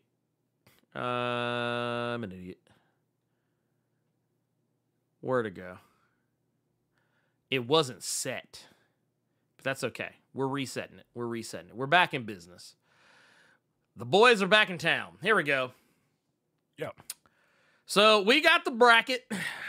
Now the bracket is not all the way filled in. I want to make it's not all the way filled in, and I kind of slick thought about waiting until they filled it in a little bit more. But you know what? I figure we can still have a little bit of fun with this, regardless. So that's what we're gonna do. We're gonna have a little fun with this. Let me make sure that it is actually doing what it is supposed to do. Okay, yeah, it's doing what it's supposed to do. So this is what we got so far. Here, I'm gonna zoom this in just so we can kind of see some of this a little bit better. So we got Captain. So we got the first two brackets are blank. Mm-hmm. We'll fill those in ourselves. We'll make up some bullshit. It might not be it might not be the actual bullshit, but it'll be ours. But we got Captain Atom in one bracket, Guy Gardner in another bracket. Yeah, we got another empty one. Got Aquaman. Then we got another 2 empty brackets, and then Supergirl. Yep. And then over here, we've got Wonder Woman. And then next bracket, Lobo. Next bracket, Swamp Thing. Next bracket, Cyborg. Another empty bracket. Anna. Yeah, this is gonna be some wild shit. I tell you what. You know what? Where do we want to start on this? Well, we could. So I'll start you at Captain Atom since we were over there. Hit me. I can honestly say that Captain Atom will. That's a guarantee. That's damn near a bye week for him. Because anybody they put against Captain Atom is going to lose. It's Captain Atom, bro. So it don't really matter who they put up against him. He's going into the next round. Right? That's an automatic dub. That's right there. there. Dub for whoever they put toe to toe against him. Guy Gardner, honestly, I could see it being a run back just because I recently reread it and I just saw a video where somebody did like a retrospective on that run. I could see him going against. They put him against Atrocitus again. Ooh, okay. I can see them putting him against Atrocitus again. Here, let's do this. Let's do it like this. Or actually, yeah, here we'll do it like that. I want to see if I can get this to show up right. Here, let's see what happens when I. Here, let's do this. Yep, did exactly how I wanted it. Yep, not at home. Let's do.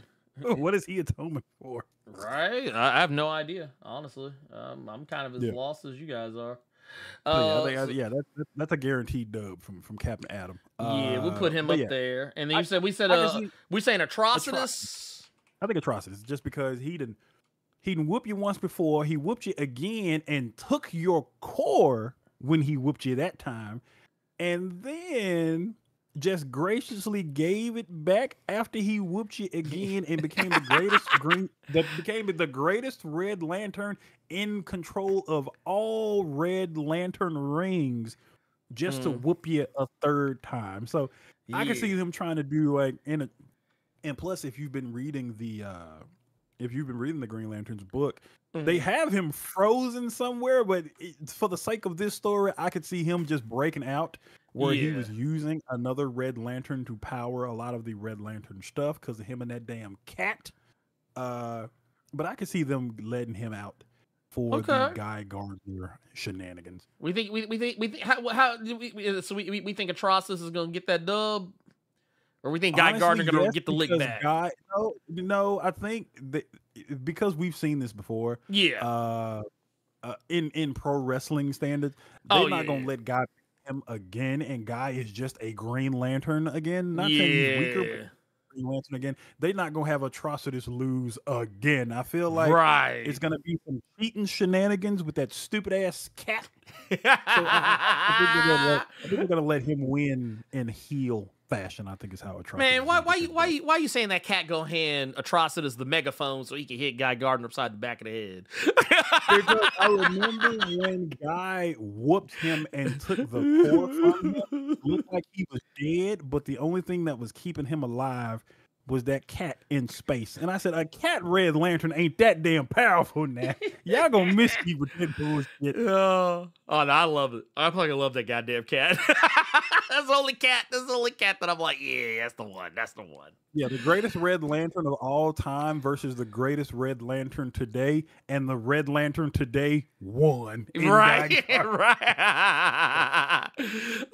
Here, Lo, we got one right here. Let's see. This is from Highlight 915 with the 5 says, Ernie Carter, who would y'all have your money on winning it all if powers were dampened for the tournament and it's just straight hands? If it's all right, look, if motherfuckers ain't got no, if we're taking powers out of the equation, and it's just straight hands, look, Black Canary might walk out that motherfucker. Look, either Black Canary or Lady Shiva walking out that motherfucker with something. Okay, you finna get mad at my answer, and Thanos was right, has already put my answer, Batman. Oh, yeah, Batman, yeah, probably. Batman. Well, yeah, because you got a new creative team with George Jimenez on art. Batman. They said nah. With Alfred coming back as the manager? Batman. Well, wait, why? This is only winning because of heel shenanigans, and technically it's a handicap match against Guy Gardner because of Dexter and Atrocitus. But right. Yeah. It's wait a minute. $2 saying that Red Hood is going to be the Android 17 of this art. I'm gonna go ahead and tell you right now, they not gonna respect him like that. They not gonna put no respect on Red Hood like that. Red Hood is gonna. If we can go ahead and do this now, it don't even matter who Red Hood go against in the first round. Red Hood is losing. So you can put Benjamin Loudly in there against Red Hood, and Red Hood is losing. Red Hood ain't gonna make it, and I'm a Red Hood fan. He's like, even with his new book coming out, and he got Huntress backing him up as his female manager. They said no. They said they're like, nah. They're not gonna respect Red Hood because he only gets respected in teen books. In his that is true. His solos. No, you're right. You're 100%. You're 100% correct. I mean, it's one of those things, man. Red Hood is like the whipping boy. Like, you know what it is? Red Hood is kind of like Taskmaster. He's that motherfucker. Like they'll throw in and let him get whooped on just to prove a point. Yeah. But no, I think okay, I tell you what. Let's look at Aquaman. Let's look at Aquaman now. Okay. Who we think they're gonna put Aquaman up again? Like who can we put? Because I don't want to say the obvious. I don't. Yeah. I don't. Okay, I'm gonna tell you what I think they should do. I'm gonna tell you what I think should, because you know that at some point, Black Manta got to come into the conversation. Yeah, and that's why I didn't want to say the obvious answer would be that, but I want to put Black Manta somewhere else. I don't even want him on the same side right now. I want to put here. This is what I'm gonna do. I want to play with something here. Let's put, since we already decided Red Hood ain't gonna make it. So this is what we do. Here's what we do. We're gonna put Black Man over here with Red Hood. How about that? And then we can have, because I mean, he ain't nothing but Black Batman. That's all he is. He ain't nothing but Black Batman in the sea. That's all he is. Against Aquaman, because I want to go against the grain real quick in the first round. I don't want to say the obvious answer, which would be Black Manta. Let's say Aqualad. They have a little gentleman's squabble. Aqualad. Ooh, a gentleman's squabble. Okay. I'm with it. They just want to go 10 seconds real quick. Damn. Is that an old phrase? 10 seconds. This motherfucker. Do any of y'all know what that means if I say somebody go in 10 seconds? I hope so. I hope I'm not that old. But yeah, I feel like we might see like an Aqualad. I think that'd be fun. Oh, no. Why did I do that again? My bad. If the bracket is going to have absolute characters, no. This is just main DC. Yeah, main DC, yeah. That means Triple said not Red Hood being enhancement talent. You know who I would put against Red Hood, even though he would still get cleaned up? I would not do Black Mana. Who would you do? I got an easier one. Midnighter. Oh, you know, actually, I tell you what. Midnighter. I tell you what, you know what? I actually like that better. Yeah. So here, this is what we gonna do. This is what we gonna do. You can see Midnighter going to the semis in his bracket. Yep. Here, we're gonna move Black Mana down here, and this is what we do. Mm-hmm. Let's see, who'd you say? Midnighter. Let's put Midnighter. Yeah, we're gonna put the Midnighter in there, and then bam. Okay, there we go. All right, we good. We golden. So you know what? You said we got. Oh man, and you know we said that we brought up Aquaman and Aqualad. Who's moving? Who's moving on though? We're gonna have Arthur. We're gonna have Arthur Curry lay hands. Is he gonna lay the swordfish down? That's the question. Oh, and you know someone else. And the mailman actually hit something that I was thinking about too, because I would put him in that bracket. He said, "I don't really read DC. Where is the Ocean Master at?" That's a good. So I was just reading Scott Snyder's Justice League, where he shows up in a little crossover with Aquaman. I feel like I would give it. Orm, old Orm. You know, I tell you what, I'm gonna be nasty. Yeah, I'm gonna be nasty. I'm gonna put Orm up here with Captain Atom. Because we already know Captain Atom walking. What? Yeah, beat the roaches that boy be eating out his stomach. God, damn. Look, I almost didn't even want to put Ocean Master. Sunday night heat squash match. The man said Captain Atom versus Ocean Master. Dude, that motherfucker. Look, you know, why did I start thinking about the Shockmaster? We got a new team member, and he's gonna shock the world. That's why we call him the Shockmaster. Man, that would be nasty. Lamar Norman said, "Hey, Blerd and Carter, who do you think is gonna get the finger poke of doom?" I have an answer for you right now. Ooh, who you think? Swamp Thing. Ooh, you think Swamp Thing is? You think why? Because if this was a real tournament, Swamp Thing technically is washing everybody. Oh yeah, look. Keep it a buck. Let's keep it a buck. Swamp Thing would literally be like boom, boom, boom, boom, boom. Truly, King Omega off top. Truly.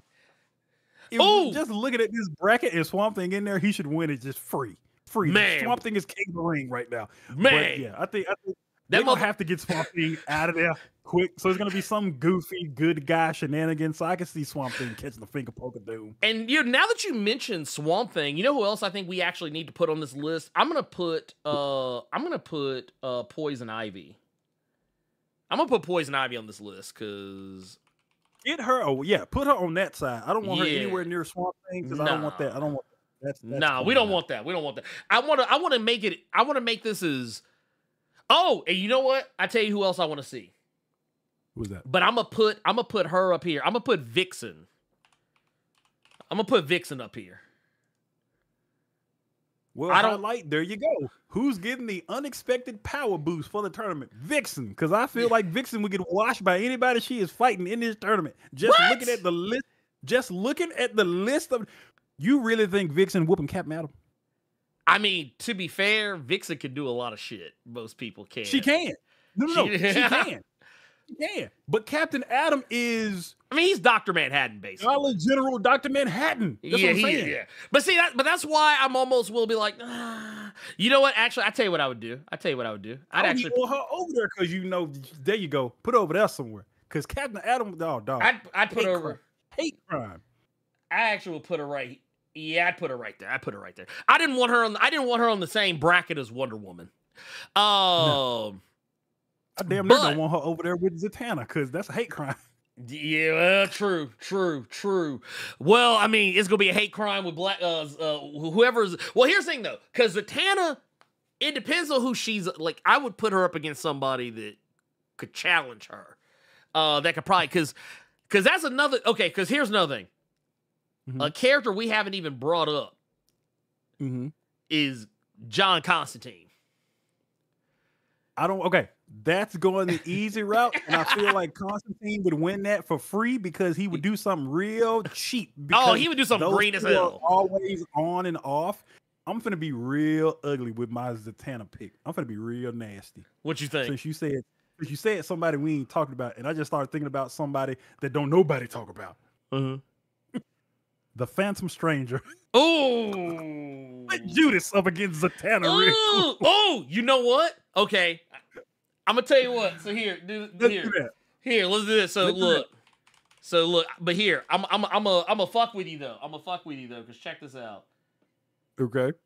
I'm gonna do this. I'm gonna go up here. Since we were talking, because I'll be honest with you, anybody who goes up against this motherfucker, it's a bye anyway. So you putting the Spectre? I'm putting the Spectre up here. I know who you can put against him right now. Who's that? Kite Man. There you go. Done. It's a walk. Yep. It's literally a straight up fucking walk. Here, let me put it over here so that way it won't get caught up in all that. Oh, there you go. And then we just take Spectre and then move that motherfucker. Oop, not like that. Damn, he gonna whoop his ass so bad, his name gonna be crooked in the bracket. Man, right? So yeah, you got that right there. You know what, man? So, and here's the thing: whoever goes, so we already settled that. Whoever, so Zatanna and the Phantom Stranger, which by the way, that is just wild to me. So you take that. So what you think? I want to see what you think. So you think who you think going to go? Because whoever goes on next, they beating the brakes off Black Mana. Let's just go ahead and say it.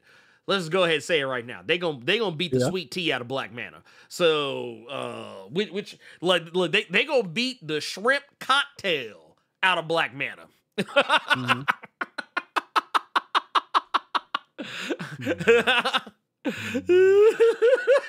You know what? I tell you what. You know what? I see you. I see you, Wilbur. So here, this is what we're gonna do. We got to put Plastic Man on here somewhere. Where would you put a Plastic Man? Swamp Thing? You know what? Yeah, you know what? You're right. Okay, you know who else? I think just because of recency bias. Yeah. We got to get Metamorpho on here somewhere. Poison Ivy.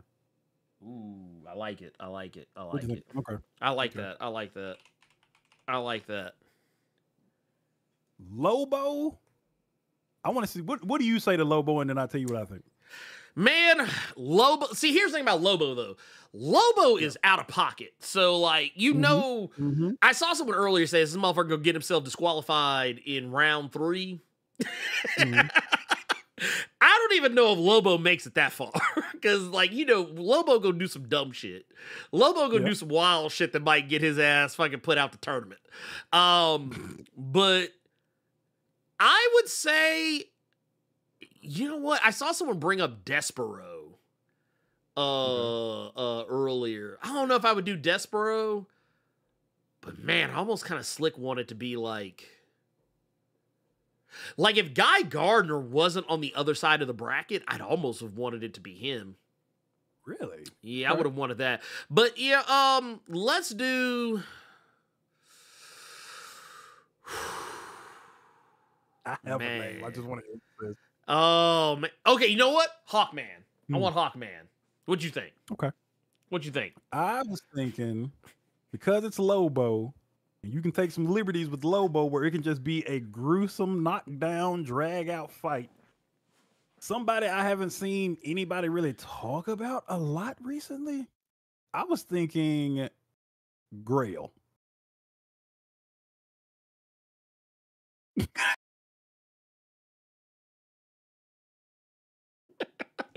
Hey, So you said he out of pocket, and I can see him saying some disrespectful shit to her while also like looking at that shape.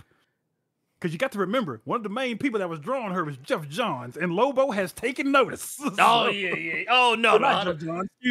Excuse me, Jason Fabic. Jason Fabic. Yeah. Jason Fabic has drawn a rather shapely Grail, so I can see him trying to sneak a peek and getting his face caved in, and liking the fact that he got his face caved in. So I'm thinking Grail, the Grail Lobo. So you know what? I like that, and I'm gonna tell you why. I'm gonna tell you why I like that. It's because, let's do that, and there we go. Move that there. I like it because whoever we put Wonder Woman up against is probably a high chance that Wonder Woman's gonna move to the next round. So that means we get the rematch. We get the actually, man, dude, I'm not gonna hold you. You know, now I'm thinking about it. What's that? Now I'm thinking about it. Ooh, you know, okay. Man, okay, hear me out. Go ahead. I kind of slick there. I'm thinking long-term booking right here. Okay. I kind of slick want to see Wonder Woman and Grail go all the way to like get right around up in there, get around up get the semifinals. I almost, because I ain't gonna hold, because that would be a match for your ass right there. That'd be a match for your ass. Like, even though I know technically they fought twice recently in the Tom King joint, and Wonder Woman didn't it was a close fight the first time, and the second time it was a dog walk. But that third time, I would want to see them. I remember how Marvel did AVX, and they would do those versus issues. Yes. That's how I hope DC KO is. I don't know if this is going to be the case, but I would love to see where like each fight is its own issue. Certain fights, not all of them. Not all like there's certain fights I'm like, man, you can let that shit go. But that would be cold. That would be fucking cold. So yeah, man, I don't know. What do you think? Grail, Lobo. I would like that bracket to just be the knockdown, bloody, like just disgusting. That's the scrapping bracket. I like that.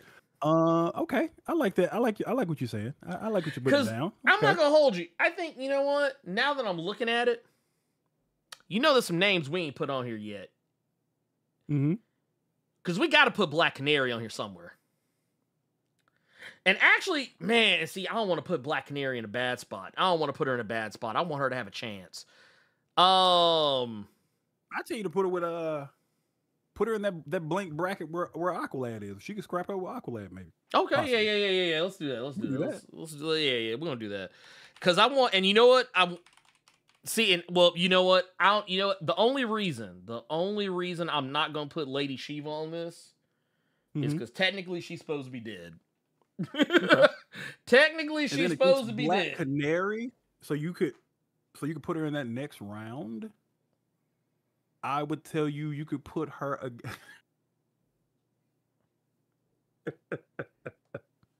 But see, this is me just being a dick. Sideways.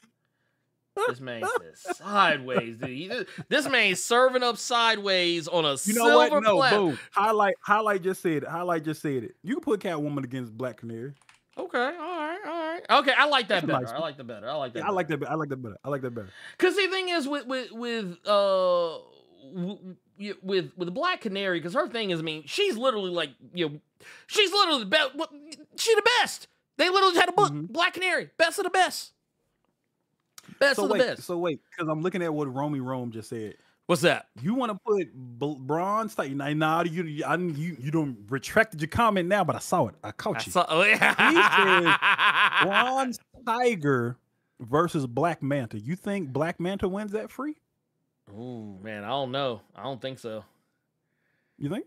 I don't think like because if it's Bronze Tiger versus Black Manta, I think Bronze Tiger walks out. Okay. I think Bronze. What? I caught myself, Carter. I bet you did. Man, I know you did. Shit. Because I'm looking at it right now. Because I'm like, look, hold on, wait a minute. Because I'm literally sitting here right. Big ass helmet from Black Manta coming off at some point. Oh yeah, no, that's off top. That is off top. Please believe. Please believe. But now here's the sad part. Okay. Bronze Tiger ain't making it no further than that. Bronze Tiger get that opening win, but whoever wins between Zatanna and Phantom Stranger, it's a wrap. After that. I have to preface everything I'm saying. I'm going for the nasty fights. I'm going for the gross ones. Well, I mean, because you don't want to do the shit that like the shit that's obvious. Like the shit that's obvious. That's what I'm saying. So when other people see this bracket and they're like, "What is it I'm doing? What is this bracket?" Doing the nasty. And I tell you what, what? Let's do this. I saw someone bring up Martian Manhunter. So you know what? I think Martian Manhunter should go against Atrocitus. Yeah, I wanna. Let's put him over here. Let's see. Because here's the thing. Okay. I feel like whoever he goes against, whoever he goes against, trust me, we're gonna get to Superman, but y'all ain't gonna like where Superman probably goes. Y'all probably aren't gonna like where Superman goes, and you ain't gonna like where Batman goes either. So it's gonna be bad news. And I'm gonna tell you what I think should happen. Carter, what do you think? What would you put against Martian Manhunt? Oh, well, go ahead. You know what? Okay, you know what? Here, I got an idea. Actually, I'm going to retract something. I'm going to actually drop Martian Manhunter. Ooh, man. Where do you think? That's an ass whooping if I've ever seen an ass whooping. I don't know. What do you think? Supergirl? That'd be an ass whooping. Or no, wait. Wait. Cyborg? That's a wash too. Yeah, he. I feel like. Let's be real. Cyborg ain't going nowhere. Cyborg ain't going that far. Martian Manhunter will wash Cyborg. Yeah, he would clean him up. I'm sorry, somebody got to get cleaned up. But here's the thing, though. So here's where I think this works. I think you put Superman up here. I think you put Superman up here. Now. This is where things are okay, and this is where things are gonna get a little weird. They're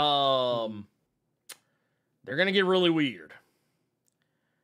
Because I feel like Batman should be on the opposite side of the bracket from Superman. So what I say you do, against my better judgment, I think you take. Oh man, this is gonna suck. Because honestly, every position that I could put. Because here's the thing, I don't think Batman's gonna win, but he's gonna get real damn close to it, way closer than he should. So here's what we do. I say we put Batman with Vixen. Okay. And be done with that. Like, even though technically, I personally would like to see Vixen get far, but the thing is, let's be real. Yeah, that's fucked up. Wait for that Batman beating on Vixen. I mean, look, man, this is a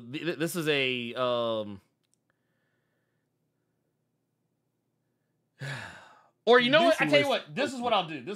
Just to keep it from being intergender. I'm gonna move Vixen up here, and then we're gonna put, because I'm gonna be honest with you, as much as I love Vixen, that's not a fight. That's not a fight that Vixen wants. And then Batman, I don't know who would go up against Batman.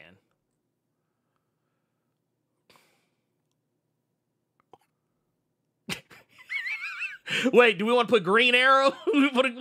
No. What I'm thinking was, I'm sick of you always being put on the cover like it's your team when I'm technically the leader. I want to say Black Lightning right there. Which talking about with Ain't no goddamn Batman in the Outsiders, you punk. It was Black Lightning. It was my team. It was my team. Dude, you know what? Man, okay, you know what? You're making me rethink some shit. Also, you know what? Okay, we might have to revise some of this. We might have to revise some of this. I just thought about something. I almost want to take Aqualad off because I just remember there's some characters that are featured on this bracket we haven't talked about. We have not. I'm looking at that too. Prometheus is one of them. Yeah. Prometheus is in that list. And I can't, is that the tattooed man down there or some shit? I can't tell. I can't tell if that's tattooed man or what. But I do know this. Clearly Prometheus is involved in this on some level or another. So he got to go somewhere. He's got to go somewhere. So I'm thinking instead of doing Aqualad, also not trying to select everything. Yeah. There we go. Let's do Prometheus. Actually, you know what? Scratch that. Scratch that. I think. Why is it doing that? I hate when it does that. Here, let's unselect all that shit. Let's put Prometheus over with Batman. Okay. And that'd be like a... It would also help if I spell Prometheus right. Is it weird that I want to take Metamorpho off and have Pamela Isley fight Black Lightning just because? And at the same time, I don't though, because if it's Supergirl, who would win that? Actually, because in my mind, I'm like, I wonder if Black Lightning could figure out a smart way to beat Poison Ivy. That'd be interesting. I think he could. I mean, shit, he fucked up Geoforce. But that's my thing, though. Yeah. Even if, because in my mind, I'm like, yeah, I would love to see the smart way that Black Lightning would beat Poison Ivy. But then he got to deal with Kara in that next round. In that next round, yeah. He's put to bed Jay Holiday style. So I don't know if I want to put him. Yeah, I'm scared. You know what I would rather do? I tell you what I would rather do. Man, that's a tough one. You know what? Versus Kite Man looks so nasty. Oh man, that would be so nasty work. That'd be such nasty work. Oh, but you know what? I think Jasmine,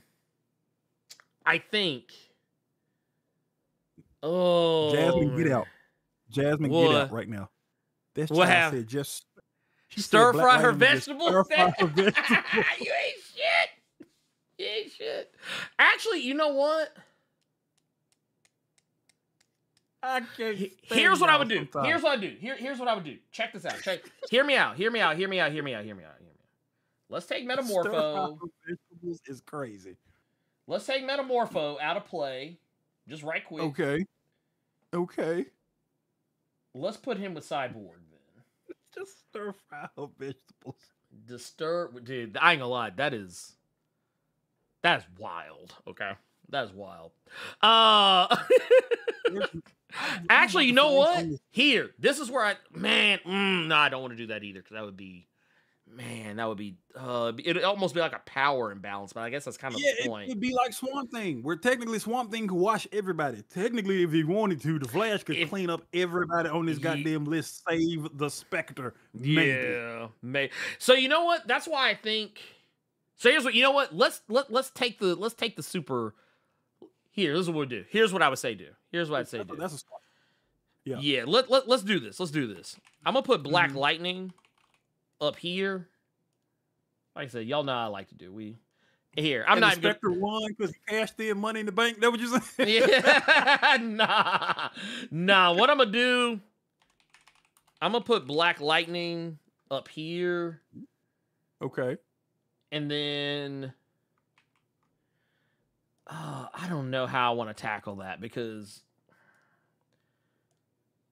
look, look, I'm gonna keep it a buck. I'm gonna take Kite Man out, and I'm assuming that's the tattooed man. So I don't know, maybe I haven't seen what Richard Dragon looks like in a while because I'm pretty sure that ain't him because I see what looks like tattoos on old boy, so we're just gonna assume that's tattooed man.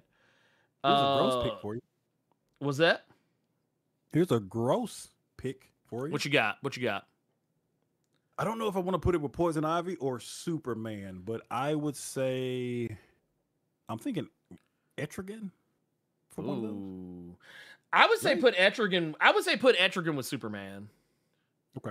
Etrigan with Superman. If we're gonna do it. Goddamn. There. Put him there. We'll have some fun with it. And then let's look at. Okay, so that still leaves us. That still leaves us with. I'm gonna be an ass. I'm gonna be gross. This what is you gonna gonna be so say? stupid. What I'm about to say, and I'm prefacing this with saying I know it's stupid. Supergirl in that first round. Put her against Lex. What? Looking for Lex Luthor? Not Lex. But see, wait. But here's the thing, though.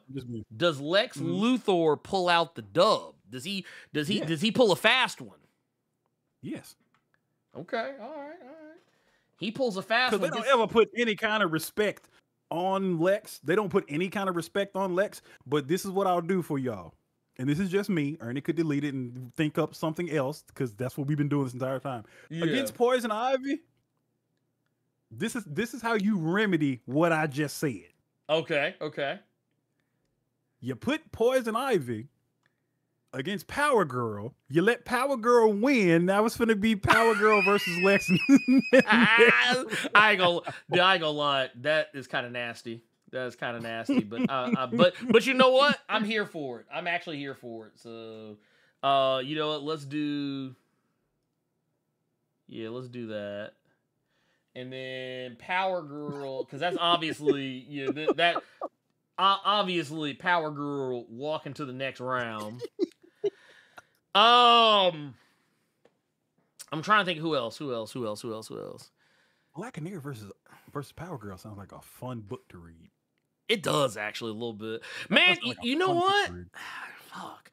I actually kind of slick want to take. Aqualad out of it because man. Yeah.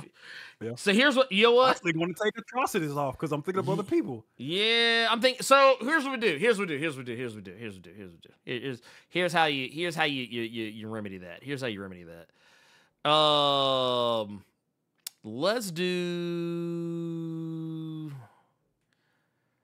Wait, whatever happened to Power Girl? She had a book. She did. She had a book. I forget exactly what the fuck went on with her power, but. Ooh, man, and see that's the thing, man, dude. It's the way we have it like lined up. Ooh, man, that's gonna be tough. Yeah, it's gonna be tough for some folks, man. It's gonna be tough. Because I do want to put Flash on here somewhere too, but I feel like and you know what? I tell you what, this is what we do. Let's you want to take Phantom Stranger out? Put Flash against Zatanna? Yeah, let's do that. But see now, man, that's buddy. Man, Bronze Tiger about to get worked in fast forward. Jesus Christ. Bronze Tiger during the fight with Black Manta by the Flash. Flash would have whooped all three of them. Flash gonna be running up in everybody else's brackets. Just fucking because we gotta remember, it's gonna be Wally West. Wally West is unequivocally, like, I know Barry says that shit a lot, but Wally can actually say Wally West is the fastest man alive. You said, isn't Batman on a side quest during this event? From what I read, he's not in the tournament. Is he not? Is he not? If he's not in the tournament, we can take him out. That could free up something. That could actually. That actually could. Let's see. Well, you know how Batman is. Batman always be like multitasking in books, which I've never been a huge fan of. Who says that's Bruce? I could be Dick. Hey, look. I'm just Batman Beyond. Fuck him. But no. I almost want to take. Go ahead. Well, no, I was gonna say, I'm also kind of looking at the characters I've seen featured. Yeah, the characters that I've actually seen featured off and stuff like that. Yeah. Yeah, I want to. So here's what I would do. This is what I would do. So for one, actually, you know what? I almost want to call bullshit because you know what? I see that Aquaman's going to be involved in some shenanigans, though it might be a multiversal version of him. I'm not sure. But I think, yeah, I don't know. I feel like we can kind of play fast and loose because once again, we don't know what the full bracket is going to be. We don't. I'm trying to think about books and shit that are out now, though. So you could take Midnighter out, but I don't want him. I don't like the Batman thing though. What's that? I would say you could take, you could take Aqualad out, and you could put, because I just saw in the chat, which is a good point. You could put Batgirl. You could put Sandra Kane in there. Sandra Kane versus Black Canary. Okay.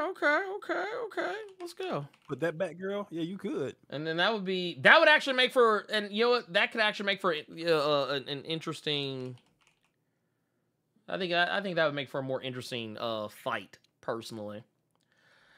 And then let's see if we take if we take Atrocitus out, who do we want to put in his place? Well, I see people keep bringing up Orion. What do you think? Because they sound like that'd be. I mean, if y'all really want to, I guess it's just because that New Gods book is still a thing. See, and I don't think about New Gods like that, but I honestly, I'm not gonna hold you. I kind of want to put Big Barda somewhere in this. I was gonna say you want to put Barda, because that would be a funny ass whooping to read. Big Barda whoop Guy Gardner. That would be a funny book to read. Because I mean, regardless, Big Barda is walking. Big Barda gonna walk to the next round. Regardless. And then, of course, let's see here. What else we got? I'm trying to think of anyone else that I'm trying to think of anyone else who has been revealed or been hinted at or teased that has not been discussed. Is kind of that's kind of where I'm at.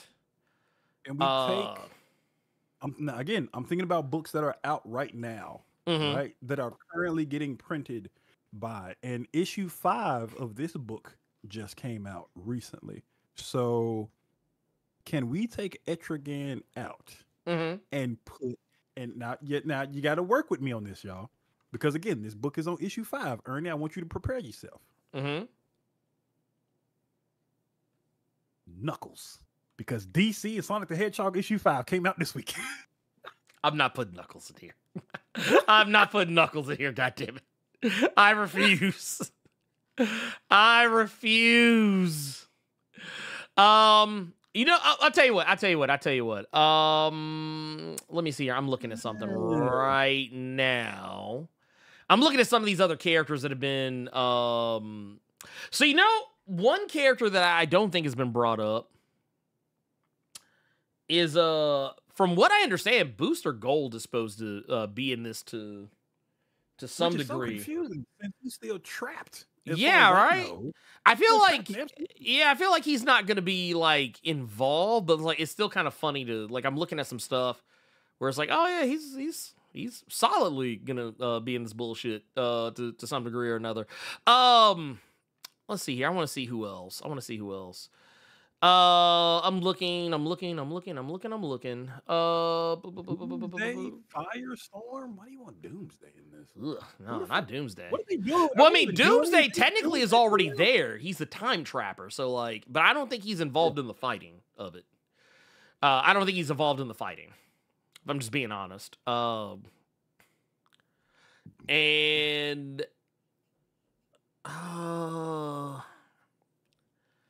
let's see here.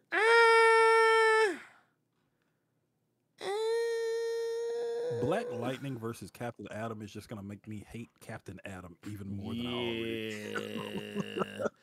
already. Yeah. Ooh, the Atom, Ray Fisher or Ray Palmer? Ray Palmer, Atom. Where would you put him? Yeah, I'm about to say, where would you put him? Because I mean, shit. I mean, look, if you're gonna put him like, I don't know, man. I feel like putting him against Superman is nasty. Yeah, that's kind of gross. Put him against Versus Superman's nasty Etrigan? work. Oh my God, he would get stepped on. Yeah, Adam versus Etrigan. Ugh. Well, I mean, we still got to keep Superman somewhere in there too, so because he is involved. No. Starfire. Oh. Here's the thing: there's a lot of characters. They're actually more. So, like the promotional art that DC released, there's actually more characters in the promo art. Yeah. Than are actually broom on the bracket to be. Yeah. If that makes any sense, because like I'm gonna show you right now. For anyone who is curious, here, let's do it like this. Is this the what? Can we because here this is so here. Let me do it like this. Or actually, that didn't come out exactly the right way. Here, let's get rid of that then. Or would it be? Oh, I know. Here, let's do it like that. There we go. Okay. So like this right here. This is some promo art like that was put up for. Like I said, there's more people here. Yeah, there are so many people you could list. Yeah, there's a shit ton of people, and not all these motherfuckers are gonna fit. And to keep it a buck, some of them are not even like even the ones who like here. Let's see. Some of the people who are listed, I don't know. Okay, here I tell you what. If you do it like the way that they're talking about doing, like there are so many characters who are kind of slick fighting other characters at the same time. Because I see like, yeah, I see Mary Marvel back there, like throwing hands on Guy Gardner. I see Blue Beetle and Booster Gold fighting. I see John Stewart and Dr. Fate fighting. But are they actually going to be fighting? Like, even right up here. Robin, right under Big Barter. There's a Robin right there. That might be Tim Drake. Yes, Tim Drake back there. Right, actually, right shit, I don't know, because I see two different Robins up here. Mm-hmm. But, like, I don't know. It's shit. Who knows? Usually it's Tim with the stick, but, like, yeah, sometimes you never know. But, like, yeah, you got, like, Big Barda versus, like, Power Girl. You got Lobo versus, fucking Supergirl and... Is that Keenan fighting Joe? Yeah, I think so. I believe so. Like I said, there's a lot of different like random and sundry motherfuckers like fighting each other. So and hell, I see here, Dr. Light is literally stealing on Aquaman. You can Or no, not Aquaman, but Hawkman. You can see it like off to the side. So I mean, yeah, it literally could just be any old body. Blue Beetle would clean out whole brackets. I mean, they really would. So I mean, I'm thinking. So this is what I'm thinking. This is what I'm thinking. If it's anything to go on, I'm actually. So here, this is what we'll do. I'm gonna take Catwoman out of the equation. I'm gonna take Catwoman out. And I don't know who the fuck I would replace her with, though. Ugh. Man, this is disgusting.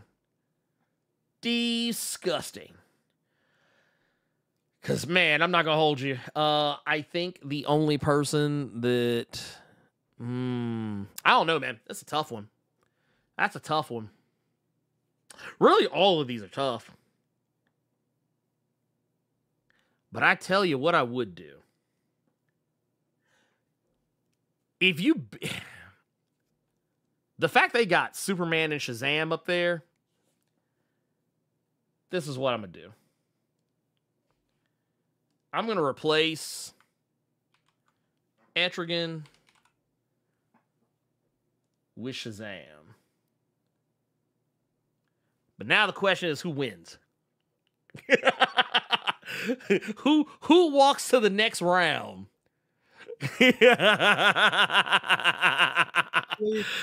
to, I get it, man. I get it. You give it to Shazam? Ooh, you gonna knock Superman out in the first round? That man said he gonna just to mess with readers that immediately assume that Superman is just gonna win something just for free. Ooh, okay. I respect it. For all you fans of the cartoon episode where him and Superman fought, yeah, there you go. Now, here's the real question, is who wins between him and Barda?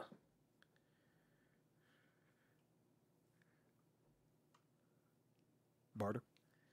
But my reasoning is, you got to remember, Shazam is still a little ass boy. Ooh. So that Shazam is gonna come out his mouth at some point, and I feel like Barda has the wherewithal to get him to turn back into a kid, and because he is a little boy, I think he's gonna be too focused on all the big Barda. Yeah, he probably is. I think his mannishness is gonna make him lose that fight. That's fair. Okay. That's fair. I respect it. So here, I'm gonna bring this back up. So I put Big Barda and Shazam in the second round. Now here's the next question, because we haven't talked about this. So we have Black Lightning and Captain Atom. I think it's probably, man, it's pretty much a wrap. That's pretty much a wrap. I think Captain Atom's gonna go to the South Side and walk out the mayor. Unfortunately, Barda's winning that, and Barda's gonna win it because out of nowhere, hasn't been seen for months, with horrible commentary by Michael Cole, Scott Free is gonna make an appearance. Okay, all right. You know what I love too? The fact that you just said, look, what I think is kind of funny about that though is that if you look at the back, what's Scott Free do? He just back there chilling. He ain't fighting nobody. He just back there just like you know what it is? You know what he's gonna do? This is what Scott Free's gonna do. Scott Free, calling it now. That motherfucker's been hiding under the ring the whole time. He is gonna be hiding under the ring. He gonna slide out and hand Big Barda. He gonna hand Big Barda the steel chair, and that's gonna be a wrap. There you go. Okay, so now we got Batgirl and Black Canary. Who goes on to face Power Girl between the two? Who you think? You think it's gonna be Canary, or you think we're gonna get a swerve? No, I know who I'd want to see. I want to see Batgirl, but I'd say Black Canary would go. That'd be an interesting thing to see. Okay. I'm with it. I respect it. Now, who child? Now, how does Black Canary stack up to the big girl? She don't. The Black Canary is finna get beat black and blue by Power Girl. Power Girl is winning that free. Oh yeah, no, that's 100%. That is 100%. That is 110%. Here, where is that? There we go. We can move that there. All right, let's jump back to this other side. I want to go back over here for a minute. Yeah. Before we go back over there. So we got Wonder Woman and Grail. Like I said, we've already kind of seen Grail do her thing. Or do their thing, rather. In the Tom King side, I think a couple times already. Who do we think? Yeah. Who do we think is gonna? We think Wonder Woman gonna get it again? Yeah, because she started reading Absolute Wonder Woman and saw what she was capable of, and said, "Yeah, we're gonna go ahead and clean you up." All right, there you go. So Wonder Woman moves on. Now we had already determined Swamp Thing gonna take the finger poke of doom, right? Gonna have to. Yeah, he gonna have to, because I'm sorry, but either way, that little bracket right there is gross, because Plastic Man versus Cyborg is gross. Plastic Man versus Metamorpho is even nastier. So I almost want to say nobody wins in that. I tell you what, here. Okay, here. Either way, them fights is gonna be gross. So here, this is what we do. I got the perfect way to tackle this. Okay. So here's what we do. We say Metamorpho. We move Metamorpho on to the next round. And then what we do is we say, because Plastic Man and Metamorpho kept fucking with each other the whole match, they just get themselves disqualified. Wonder Woman gets to take a knee. No, I think Plastic Man would beat Metamorpho. You think so? And then it would be yeah. I think Plastic Man would beat Metamorpho. And then it would be Plastic Man and Wonder Woman. And who wins that fight? Depends on who's writing it. Man, what you just said. What? It depends on who's writing that book. Who's writing that back? Who is writing that back matter? Who's writing that one? So here's the thing. And I'm gonna say right now, I didn't do this earlier, but I'm gonna do it now. Where's Flash at? So here, let's do that, and let's move that there. And I think it's safe to say Flash moving on, because yeah, that just ain't happening. Yeah, that ain't happening. Michael Jai White can't handle that. No. The new Trouble Man, he can't do none of that. He can't do none of that. I want to take Midnighter out, to be honest with you, because I'm looking at everybody on this list, even though that is a funny pick. Yeah. Red Hood, I think. Who do you think would be better? Ooh. I tell you what. Aren't the Titan? I feel like we could put a Titan. Should we make it Blue Beetle, or do you think it should be a Titan? Yeah. Oh, you could make it Blue Beetle. That's okay. You think Blue Beetle? Yeah, Blue Beetle would be nice. All right, we'll do Blue Beetle. Either way, I mean, it ain't like. Now here's the real nasty. I would tell you to take Bat off and put Nightwing then. Well, I mean, we still gotta have Batman somewhere. Oh yeah, fair. So what you thinking? Well, I mean, we could take. I tell you what. Who wins that? Who wins that? Disgusting. It sounds so easy at first until you remember this is DC and they could very easily find ways for Batman to do some bullshit. Make not a lick of sense. But yeah, no, I won't make any sense whatsoever. I hate that you have to ask yourself and have to think about it that hard of who would win against Blue Beetle and Batman. Honestly, I'm gonna say I know people love to go with Prep Time. I'm gonna just say Blue Beetle, because Blue Beetle. See, you're not thinking of the Bat God of it all. Oh, the Bat God? Oh, my bad. Wait. Remember the Bat God of it all. Nah, man. I think Batman needs to sit his ass down so he can go do something else. I think this is how you get Batman about the tournament. You just let him to prepare himself for the writing of Matt Fraction. You saying that's the Darsky Batman right there? That's what you saying? Nah, see, what that is. See, what's gonna happen is mid-fight, that Alfred AI gonna pop up on his Bat Gauntlet, and it's gonna distract him, and he gonna wind up getting cleaned up. No, I'm joking. I don't think that's what's gonna happen. But I don't want to see Batman go any further than that second round, because it would be too obvious. It'd be too obvious. And I would even subvert expectation again. Now when it comes to like Blue Beetle versus Flash, that's another story altogether. I don't know who I would give that to. Also, I don't know who I would put on that other side of the equation, if I'm being brutally honest. I don't know. What you think? Wonder Woman and Plastic Man. Who walking out of that one? That sounds so gross.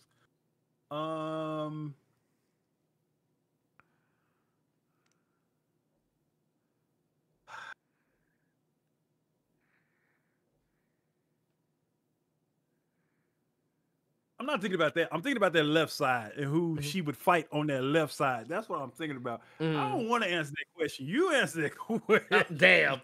So I tell you what. Okay, so here's what I'm gonna do. So Wonder Woman, Plastic Man. Exactly. Yeah, you know what? Fuck it. I'm gonna just say Wonder Woman because that's what my heart says. Okay. My heart says Wonder Woman. And then Blue Beetle Flash, man, I'm not gonna hold you. I kind of just wanted to be Blue Beetle. Okay. And I think that would make for the more interesting fight. Now, the real question, because see, the thing is, and the reason why I would walk Wonder Woman all the way to like the finals, damn near, is just because like we already know Wonder Woman ain't got no quit in her. She wouldn't quit. Like she would just keep going. Like even no matter how bad she was getting like fucked off. Barda and Supergirl, I'm gonna be honest with you, I'm giving that to Barda. I think I'm giving that to Barda. That's a really? Yeah, I'm gonna give that to Barda. Barda don't give a fuck. Power Girl didn't come far enough. She didn't come far enough. Scott Free is still out here hiding under the ring. But now the question is, what?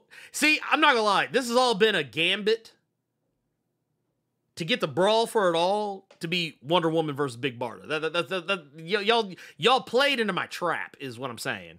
Y'all played into my ultimate trap, is to get Wonder Woman versus Big Barda for all the marbles.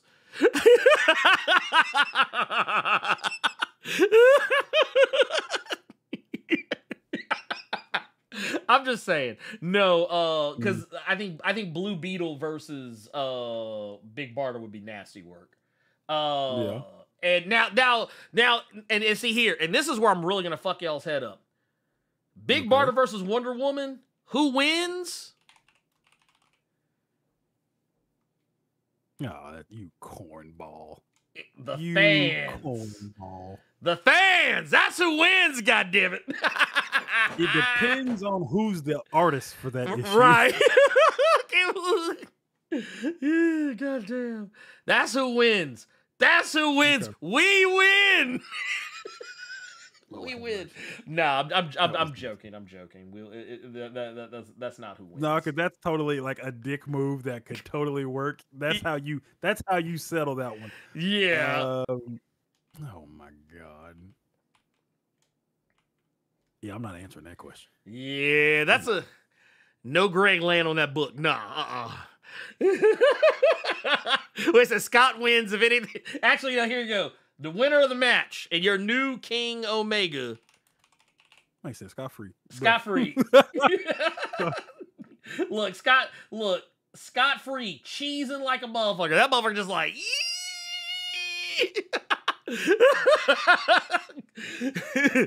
look, your winner. This is one of my several miracles. Right.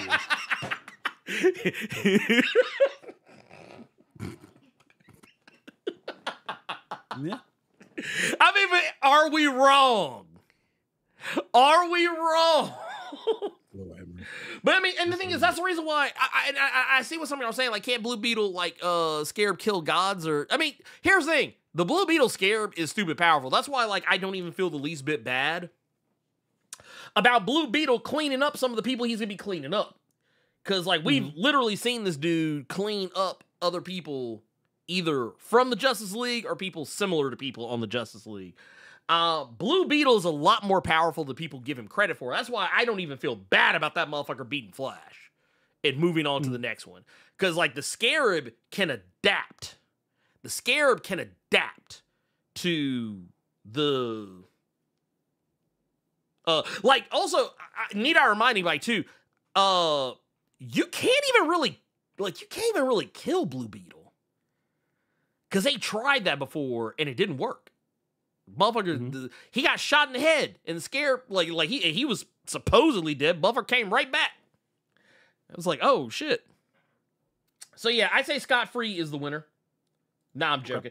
I think no, honestly, you know, I really, because of the timing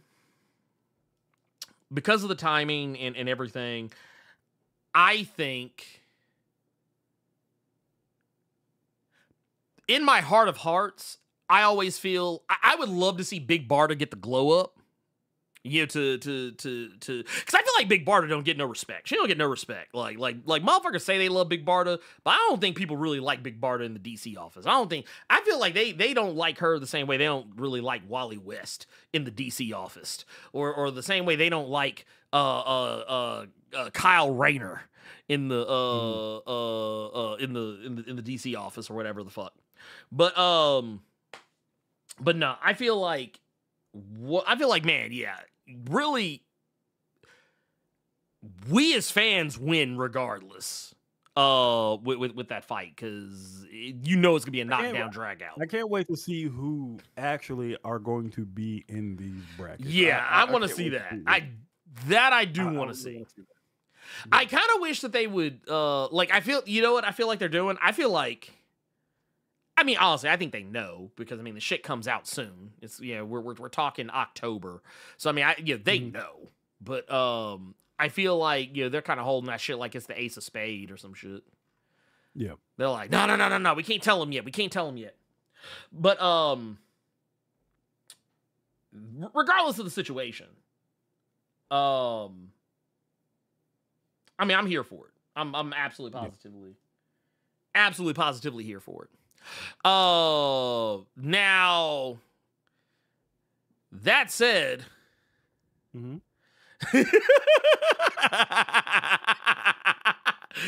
I was looking at this shit right here. Bro, they really hate Kyle because of that Bueno Excelente. Oh God, I love it. I fucking love it. Let's see. Well, you know, I don't disagree with this either, because like I said, knowing DC, they're gonna have the top 8 members of the league advance and have to fight each other with Wonder Woman and Superman in the final round. Yeah, and that's what I'm afraid of. That's what I'm afraid of that. I'm actually legitimately afraid, because I feel like this is an opportunity to put some respect on characters that normally don't get it. You know. Yeah. But you know how that goes. You know how that goes sometimes. Carter. Do you have a Oh, here, we do got a couple things. I do want to address these real quick before we actually before we do that. We got let me there we go. Bam. We got Fabric86 with a 5 over on the Streamlabs side. Says, hello, E and C. What should I watch first? Twisted Metal or Eyes of Wakanda? Eyes of Wakanda. Off top. Okay. There you go. Eyes of Wakanda. Forever. And because Twisted Metal, it's only like, I think Twisted Metal, they only drop like what, the first 2 or 3 episodes of Twisted Metal? Oh, I don't know. I didn't check out Twisted Metal. Yeah, I've heard. I watched the first. Did I finish the first season? I know I watched some of it. I liked it. I mean, it was fine. It was fine. Let's see. Let's see here. Gokon Shure's baby father said, if you had to use Icon, Nubia, or Static in this tournament, who would face them? Oof. Oof. I'm not answering that question. That's man. Because here's the thing. We all lose if they are in this tournament, because you know they ain't gonna make it far. You know they ain't gonna make it far. They're not gonna be allowed to make it far. But I will say, if I had to put them in somewhere, if I could put them in somewhere, I think the only character I'd feel comfortable putting in is Icon. Because, well, yes, I know Static is the more popular character. I feel like Icon would... look. I don't want a repeat of NYX. I don't want a repeat of NYX where we got 2 motherfuckers that ain't got no business fighting each other or whatever. We already got enough of that in our own bracket with Black Mana and Bronze Tiger, or the Black Lightning and Tattooed Man and Bronze Tiger and Black Mana and shit. And yeah, I don't know where I would put them. I don't know who I would put them up against. But I definitely know that if it were up to me, like 100%, I would want them to go far. But I know how DC is. So, As for this next one, Ray12 says, with the 58 months of the Blerd Club Silvermine says, where's Nightwing? Or actually, Nighting at LOL. Yeah, honestly, I'll keep it a buck with you. If I took anyone out, and here's the thing, it wouldn't change anything. I don't think it would change anything. The only people I could conceivably see taking out of this, I would either take out Poison Ivy or Lex Luthor, and the result would still wind up being the same. It wouldn't even matter who I took out. If I took out, let's see here. Yeah, if I took Poison Ivy, or hell, even I took, I don't know. Yeah, the result would end up being the same. The only difference would probably be, like, depending on which one I took out, you would probably have Supergirl as opposed to Power Girl here. Yeah. That'd be the only thing that would probably change. But that's just me. And then we got another one here. This John Stewart over the Streamlabs side says, all I want is for them to have a Jim Ross character say slobber knocker all through the event. Dude, that would be amazing. Amazing. What about Cassandra Cain? Well, Cassandra Cain is Batgirl, and we've already addressed. Yeah, Jeff. For Vash Pina. That is, yeah, Batgirl. Batgirl is Cassandra Cain these days. So we got her good and sorted out. Yep. Good and sorted out, moving to the second round and facing off with Black Canary. So, can you take the one real quick? Yeah, I got you. Cool. Boom, booyah. So here, let's do this. I'm going to say, just to have a quick one, the recommended for this week, the assignment is simple, y'all. Go watch Eyes of Wakanda. I know I said I was going to do like a watch party for it, but some stuff happened yesterday and some plans ended up changing. So I did not get to do that. However, I will say it's lit. Go watch it. Go watch Eyes of Wakanda. That is your homework assignment this week. Watch it, and then watch it again. And then once you're done, watch it some more. Watch the fuck out of it so we get more of it. That is the assignment this week. And with that, I'm going to go ahead and jump us into questions from the Discord. Questions from the Discord. Let's go ahead and jump in. I think we got a few in here. We're not going to read all of them, but we're going to read some of them. We got one here from Qdoma says, greetings, Blerd and Carter. Hope you're doing well. Do you think the next Superman movie will show Lex being put on trial for crimes against humanity? Possibly. Most likely. I think that's actually more likely than not. I actually think that's incredibly likely. I would be more shocked if they didn't. If they did not do it, I would be surprised. More than anything else. Arcane Payaso says, good afternoon, Blerd and Carter. What is people's issue with Tom King? Am I in the wrong to say that people who hate him are overly anti-government and anti-military? Him sheepishly joking about Batman's torture methods not actually working and taking pride in his service with him being called glorifying sabotage and genocide is over the top to me. Up until maybe 2 years ago, I thought people just didn't like his writing style, but I've seen someone say his depressing deconstructions are him projecting his guilty conscience. Is that so bad to use lived experience in his writing if that is what it is? I think personally, I think it's just really popular for people. I think it's very chic for people to just not like it. It's the same thing with Brian Michael Bendis. People just really like hating people who are known as really good writers. That's what that is, 100%. And I think a lot of the time, too, people... Welcome back, Carter.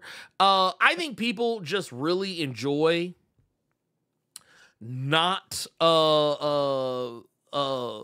saying nice things about people who everyone else pretty much likes.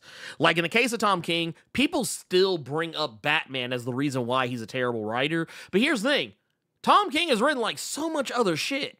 Even not just before, but even after Batman. So the idea of still like referring to him as a bad writer, like okay, let's pretend for 5 seconds his Batman is bad. Let's go ahead and say, let's pretend Tom King's Batman is the worst shit you've ever read. Even with that, what has he done since then? Like since that Batman. And I'm sorry, but like, yeah, I can't, like, yeah, whenever I see, I'm not gonna lie, when people say that Tom King is a bad writer, I just immediately know off top not to take anything that they say seriously. I just know. Like that, like they don't like his character deconstructions. They don't like the fact that he will change certain shit for the purposes of his stories working.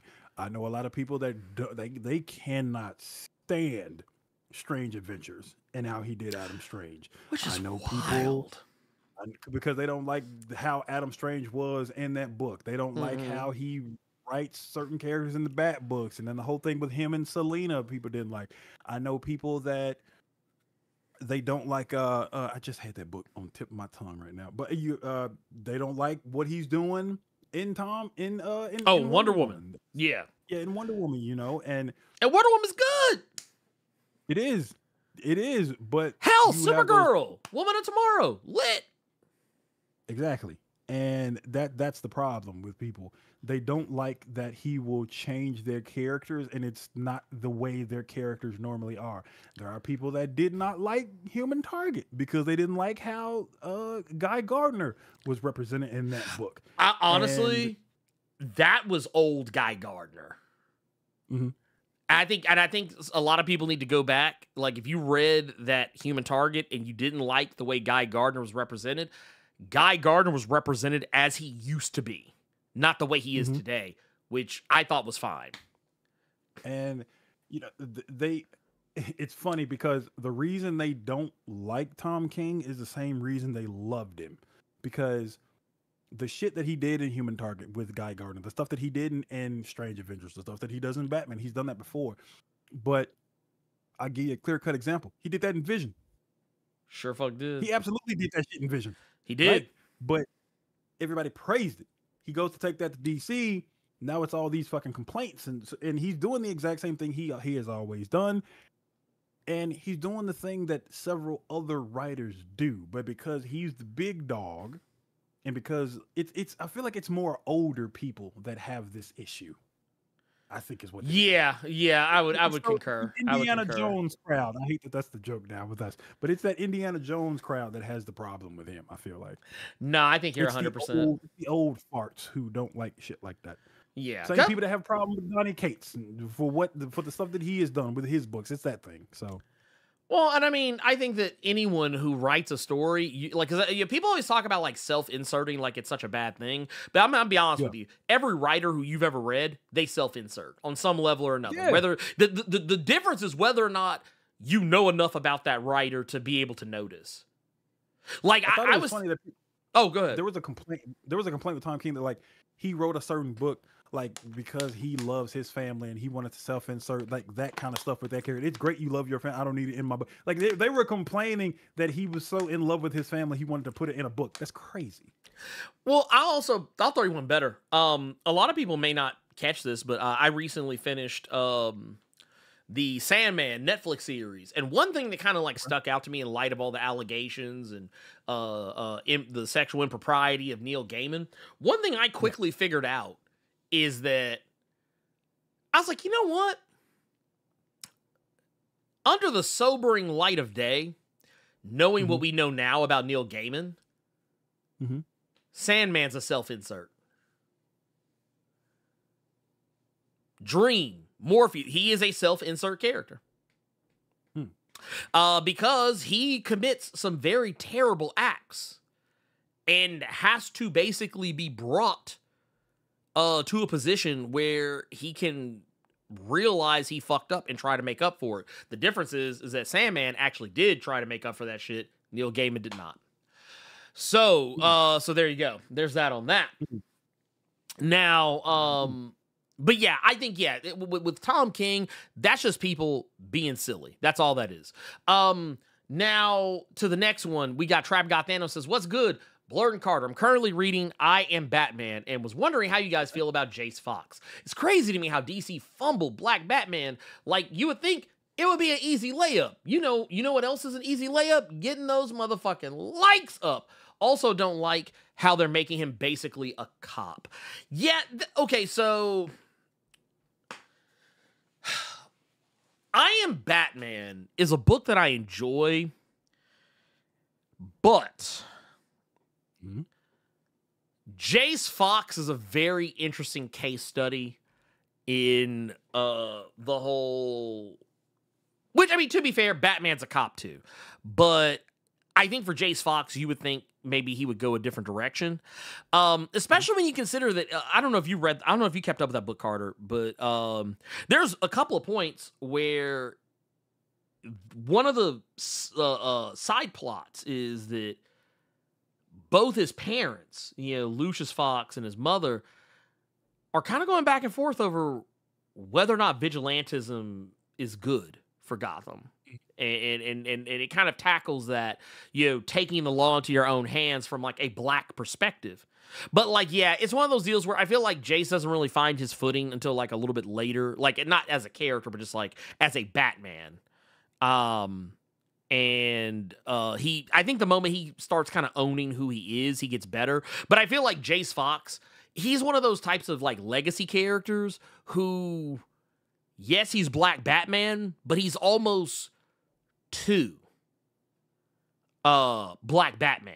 And I think that was evident in the dynamic duo book that was in what was it, DC Power.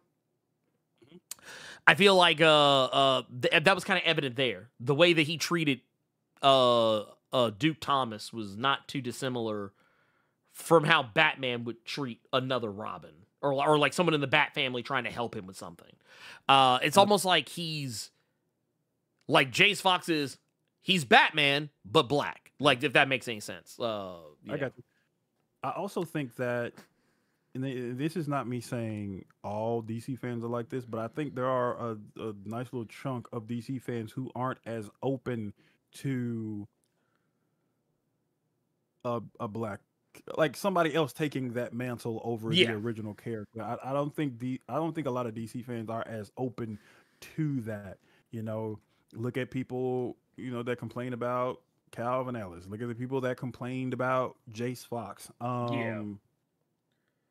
Yeah, I just think they're not as open to it as like like the Marvel crowd is. Yeah, no, you're right.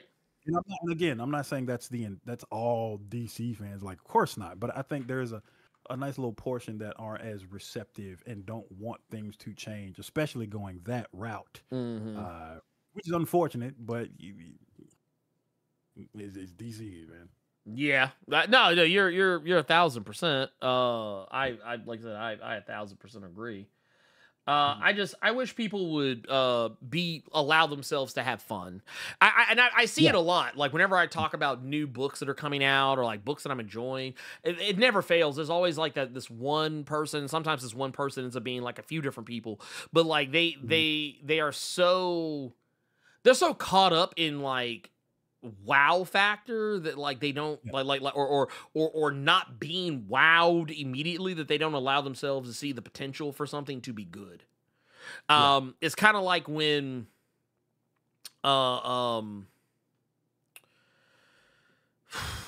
what's a great example, like a more recent example is, and I even talked to somebody about this at a comic shop recently, and we were talking about the whole what was it, the X-Men Age of Revelation.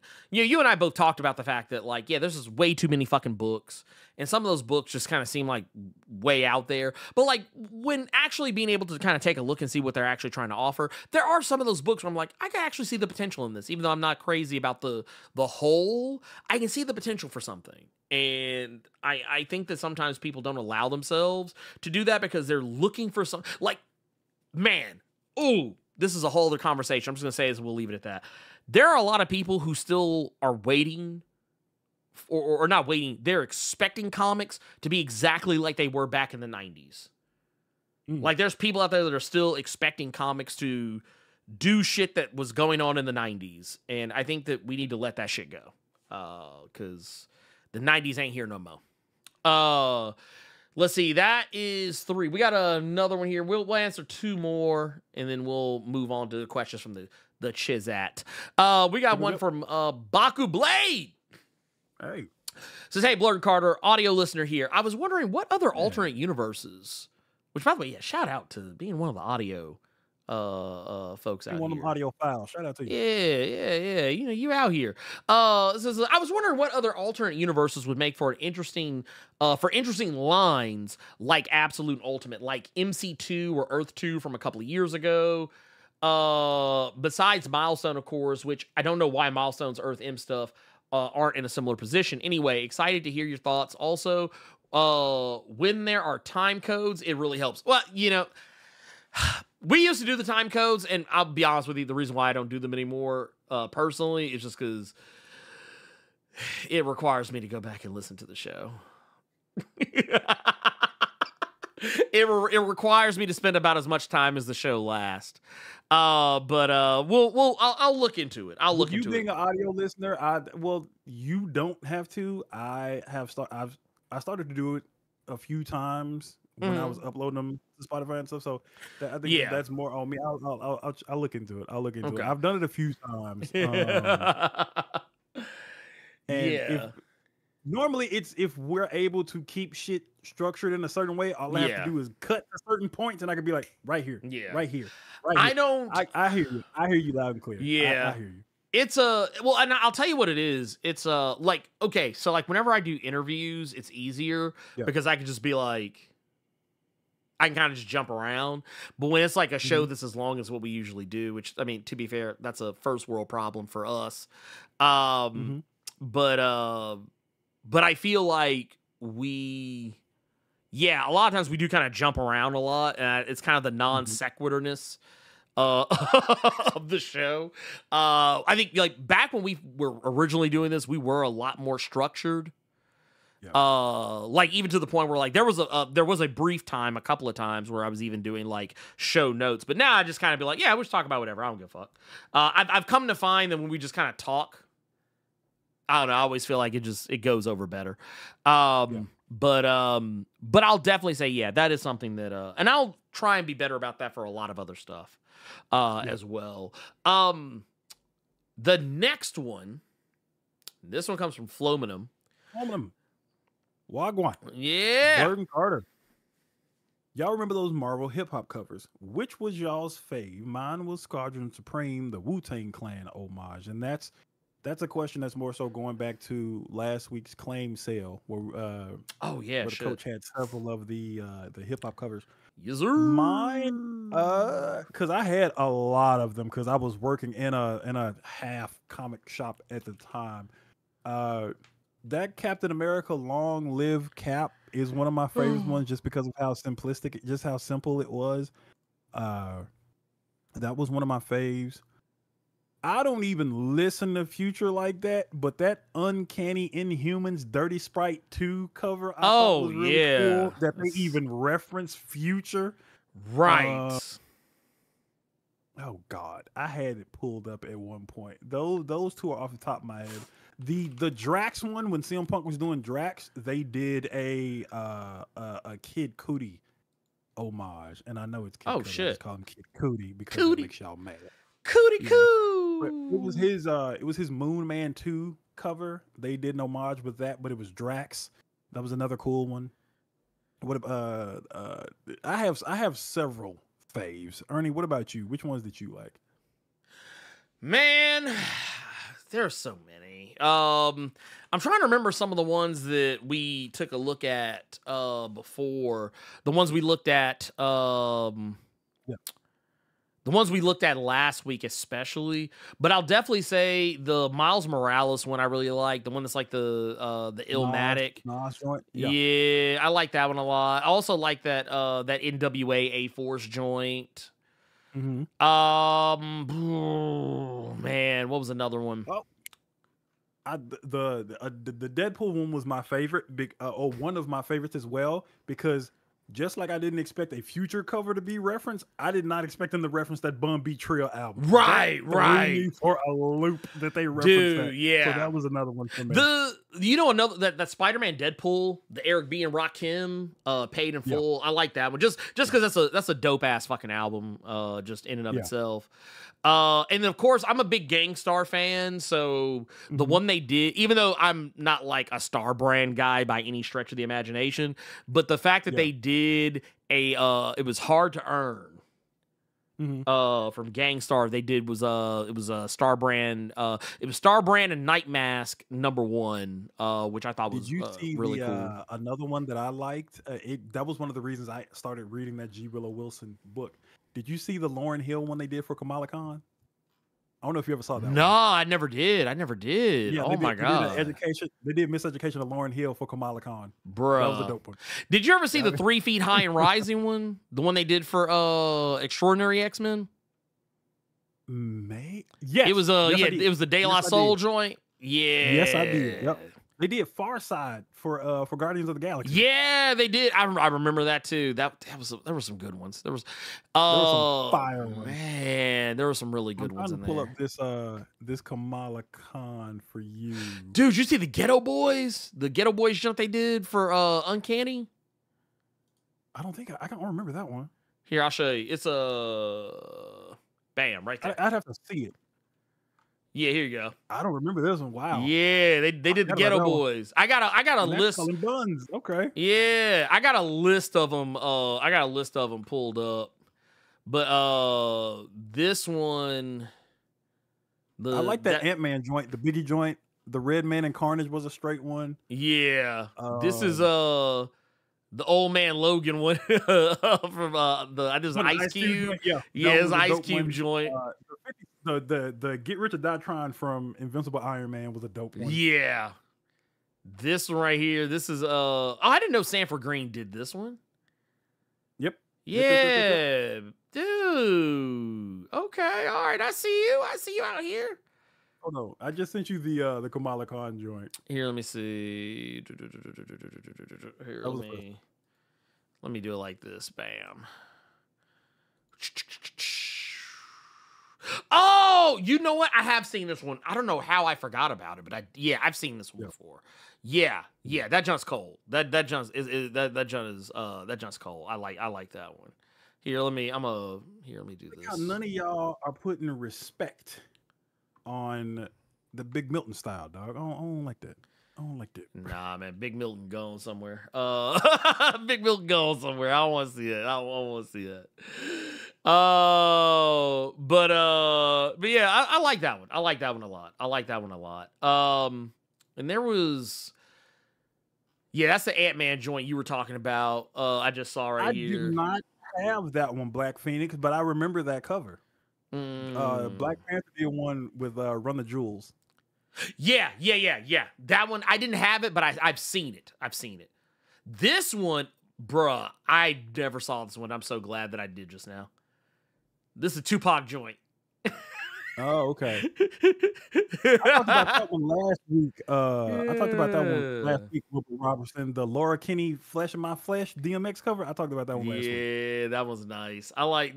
Dude, these are so good. Yeah. The blowout claw. Nick, stop. Yeah. The blowout claw. Stop. Did you see the Howard the Duck one from ODB's? Yep. Show did. Yeah. I feel like the Mystic for Doctor Strange, the Chronic joint, that one always makes me laugh. This fucking Weird World doggy style. Bro, get the fuck out of here. And then the Mad Villain. Yeah, that's cold. That right there is super cold. This one, we saw this one. Yeah. The Public Enemy joint. And then I had this one too. yeah, totally awesome Hulk. Yep, only built for Cuban links. Yeah. I would not mind them doing that again, man. I really would not mind them doing that again. Oh, 100%. 100. Dude, the cool Keith joint right there, that's cold.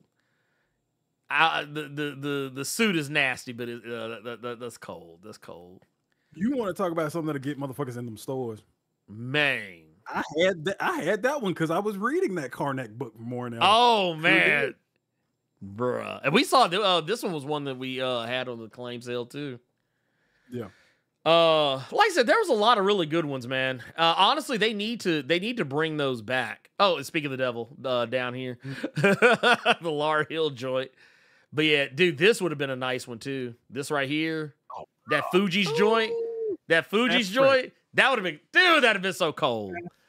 That would have been so fucking cold. But yeah, they need to bring it back.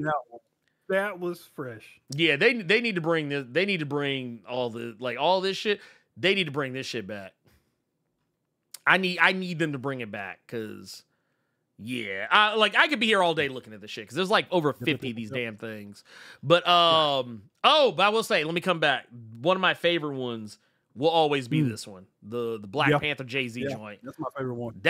This right here, you want to this talk about money. Something if they could have went the dynamite route, give me a metal cover, bruh. I'd have killed somebody for a metal cover.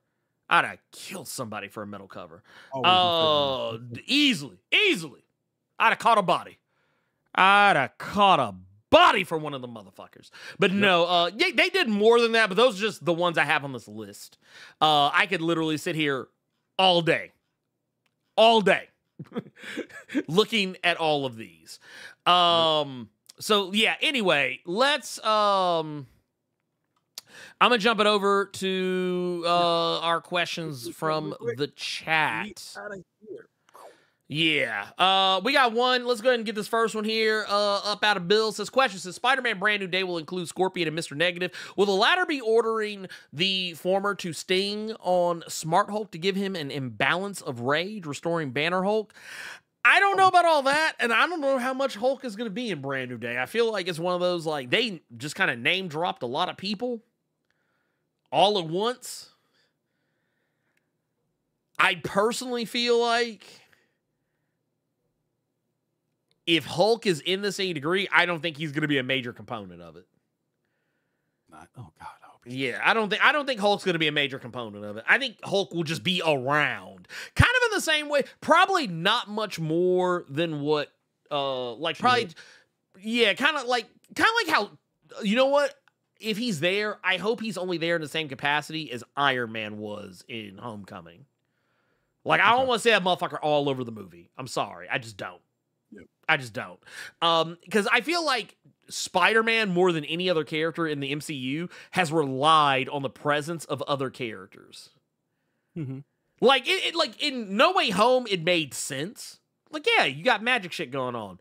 Go call Doctor Strange. That's cool. And then Doctor Strange, get the fuck on up out of here. He comes back later, but Doctor Strange is not like a major portion of the movie. He has like a really good set piece and a couple of little moments, but outside of that, he's out the movie. Let Peter do his thing. I feel like I kind of want Spider-Man to just be Spider-Man. Like I want, like, because we have yet in the MCU to get a Spider-Man movie where Spider-Man is not getting. Not saying he shouldn't get help, but man, we are finally at a point where he's no longer living in Tony Stark's shadow. I kind of don't want that motherfucker in anyone's shadow right now. I just want Spider-Man.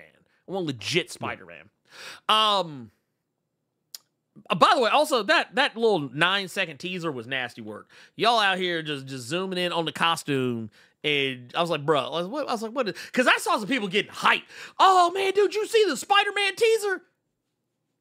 The same people that were getting hyped when they were sat there for 4 or 5 fucking hours looking at chairs get put up. Chairs get put down. Look. And don't get me wrong, I was sat, but I was doing other shit while it was happening. I would just kind of come peek my head in the room when like I would hear like the footsteps. When you hear like the or you hear just the music turn up. Yeah. I'll be like, oh shit, let me get the motherfuckers in there. And we got one from Wilbur Robinson. Says, question, what if the Scarlet Witch was Al Simmons Spawn's Wanda? That would be nasty work. That would be nasty work. I'm sorry. That would be absolutely, positively disgusting. Disgusting. I would not want to see it. If Todd McFarlane did that shit, canceled. He would be canceled. To go from Teresa Randall to Elizabeth Olsen is wild. Man, right? You Wild. It's like, look, man, hey, get girl 6 up out of here. Get girl 6 up out of here. Goodness gracious. Nah, I'm good. I'm super straight on that. We also got one here from Highlights 915 with questions. I'm genuinely enjoying the excitement and energy around James Gunn's DCU of the announcements that have been made. What are you guys looking forward to the most? I'm actually genuinely interested in Clayface. Okay. I'm genuinely, but I will definitely say I'm more interested in Supergirl, Woman of Tomorrow, just because we now kind of got a snapshot of how James Gunn is adapting things and using these influences. The fact that Supergirl, spoilers for Superman, the fact that Supergirl showed up at the end of that movie rocking the same jacket and drunk as hell like she was in Woman of Tomorrow was wild to me. Which lets me know one thing. It lets me know how he's adapting that book, because it doesn't look like she came back from that trip. It looks like she's going on that trip. Gotcha. So, yeah, it's or at least that's my guess. If she's coming back, that's another story altogether. I don't know. It could be a thing where maybe maybe it takes place in the middle. I don't know. We'll have to wait and see. But that was a statement of intent for me. So I don't know. Carter, what are you looking forward to the most? I would say Clayface, just because I still like the Colin Kelly, Jackson Lanzig One Bad Day one shot. He was one of my favorite parts of the James Tynion detective run as well. So I'm really interested in seeing how they're going to do that. I also want to see the next thing from James Gunn, to be honest with you, because I was one of those people that everybody was wondering if it was going to be. They were wondering what a James Gunn Superman movie was going to be, and because I've only seen like R-rated stuff, raunchy stuff from James Gunn, I was just wanting to see if he could pull off a fun Superman movie, and he did. So I want to see what else he does next, but honestly, even though nothing has been announced, and they're saying that the actors that played them in certain things are those are the actors, I want to see if they're going to do anything live action with Creature Commandos in any capacity. I would like to see that. I would like to see that as well. Personally. And then we got another one here. This is from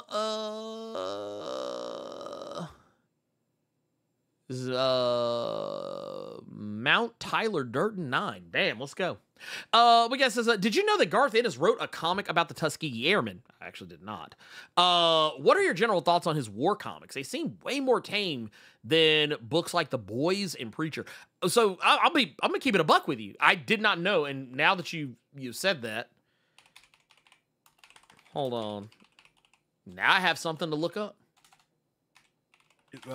Dreaming Eagles is what he's. Yeah, this is. I see it here. Dreaming Eagles.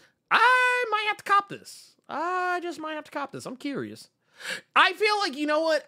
I'm not trying to put words in Garth Ennis's mouth, but I feel like if he did this book, I feel like he probably pulled back a bit because of the true story nature of it. Maybe that's the only thing I can. Apparently, this came out in 2021. How did I not know about it? Aftershock, good and gone. Oh, yeah, man. They straight up out of here. God damn. Dude, they got a hardcover this joint. Lord. I might pick that up. Okay. Stop shopping. You better stop shopping and answer the question. Oh, sorry. I apologize. No, I'm interested in this because here's the thing. Yeah. I like when writers step outside of their comfort zones. And I feel like, not to say that this is a comfort zone, but I mean, I feel like The Boys, Preacher, shit like that, shit that's really irreverent. I feel like that's his comfort zone. So yeah, and I've seen some of Garth's other works where he is even more nasty and disgusting with it. He's talking about Crossed. Well, Cross, no, so not just Cross. There was another book. God, I can't remember the name of it, but it was I think it was an Image book, but it was fucking appalling how disgusting that book Cross. was. See, I was thinking about Cross, and then there was a DC one. The I can't remember the name of the team, but one of the people on the team is Six Pack. And then they have another character on that team where he essays. That's his power. Yeah, nah, it's a DC book. Yeah, no, I'm good. Section 8, that's what they were. Section 8. Yeah, okay. Yeah. No, I'm super sure. I'm glad y'all told me the name so I can avoid that shit like the plague. But yeah, I'll have to, okay, so you know what? You just put me on game. Tyler. You put me on game. So I tell you what, I'm actually going to look into this because I would love to see, I want to see what Garth does when he's... Yeah, I wouldn't mind reading that. If he loves war comics, I wouldn't mind seeing that more than like gross edgelordy. Like I'm good on those. But okay, yeah, I like that. And I got another one here. This is from Darthside. Says, question: what are your thoughts on graded comics? That's all you, big dog. So I'm gonna keep it a buck with you. Personally, I'm not a collector, so.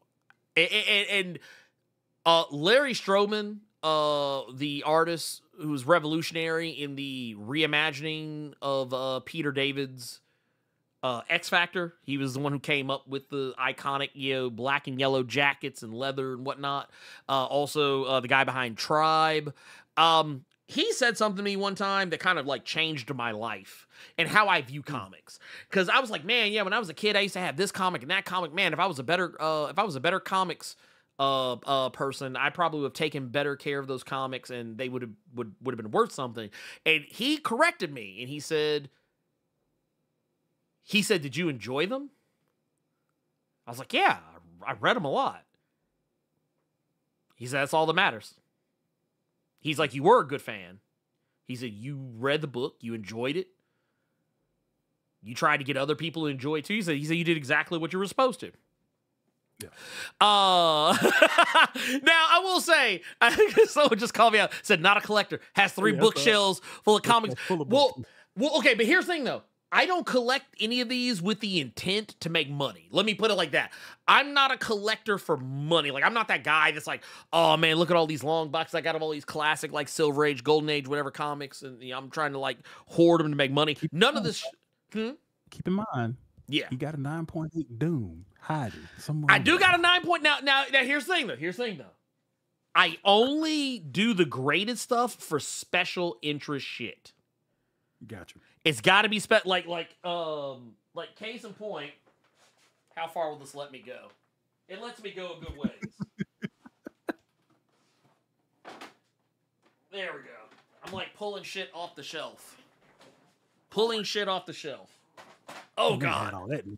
Good Lord. So like these are now these aren't graded, but like one of these is signed. This is signed. By Drew Moss. This is Drew Moss' signature on here.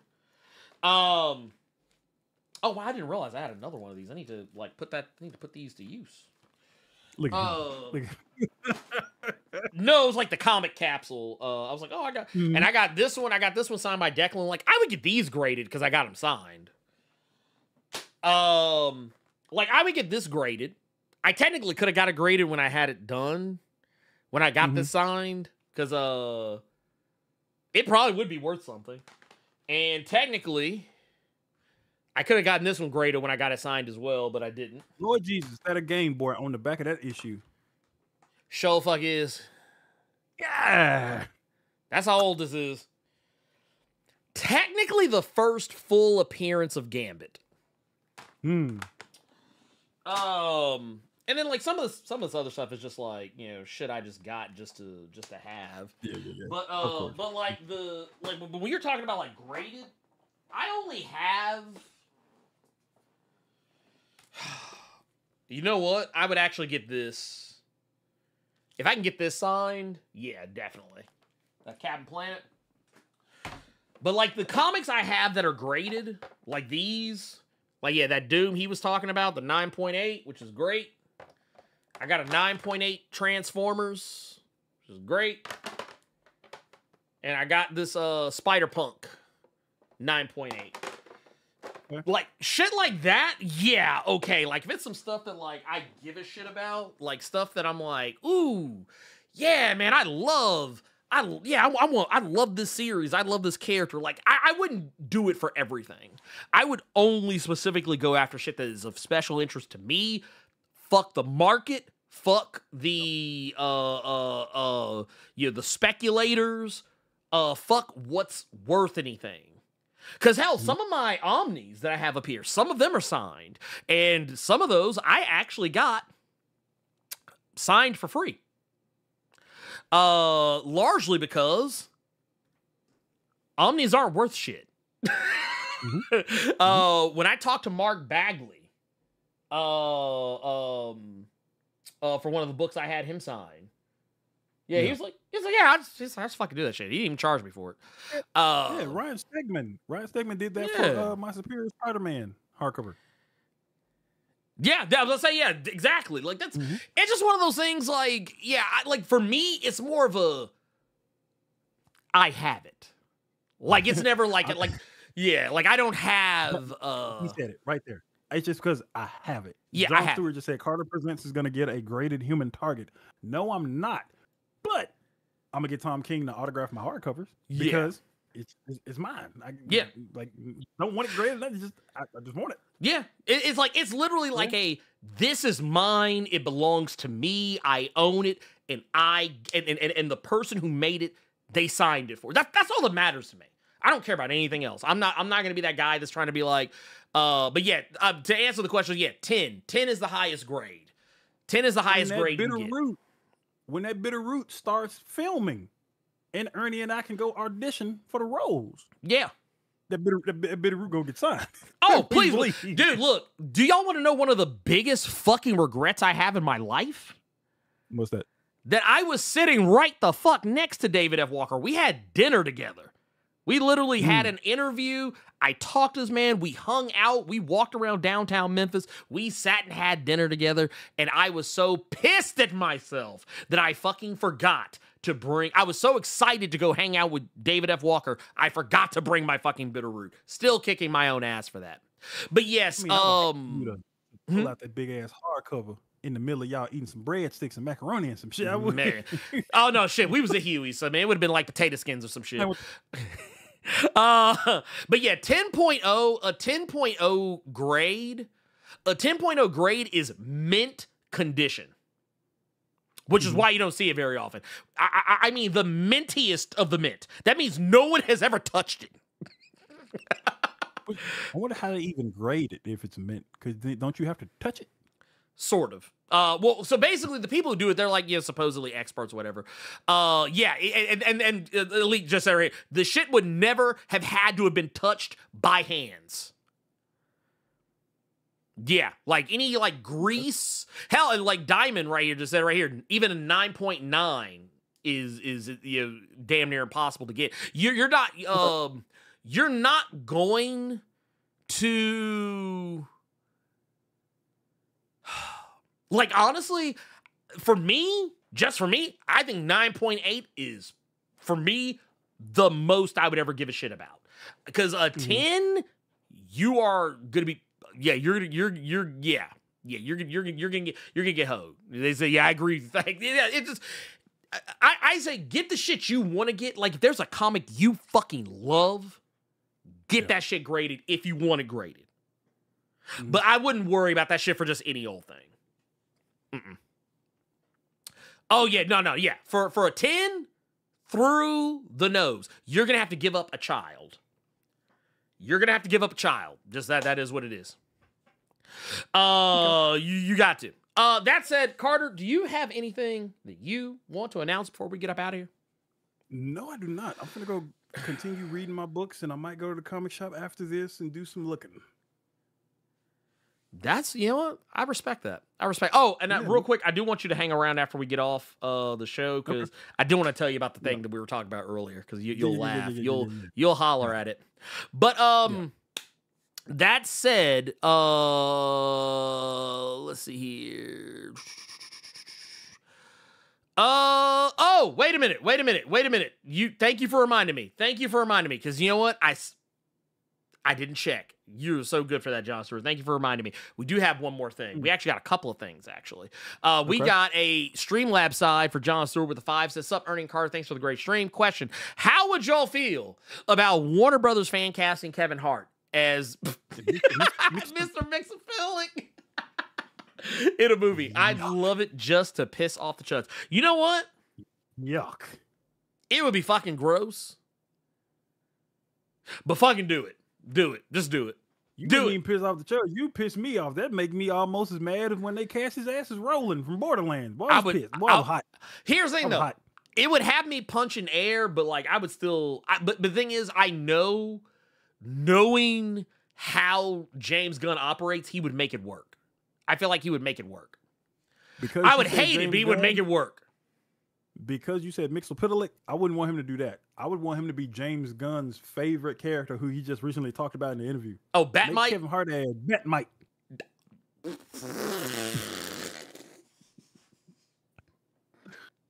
Okay, actually, you know what? That's the one. We got one more. I got Bone Factory with 12 months in the Blerd Club Gold Mine. Says, hey, Carter, have you seen the old movie, The Greg Land Before Time? If not, I can find my VHS. You could borrow my copy. Look, he looking for you.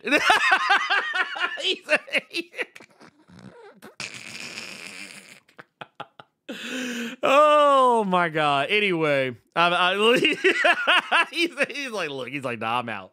He's like, I'm out. He's like, I'm done. Anyway, with that said, yeah, y'all, thank y'all so much for hanging with us, being awesome, all that good shit. And yeah, if you get a chance, go show some love to some videos that we got up right now. Right now, we got the,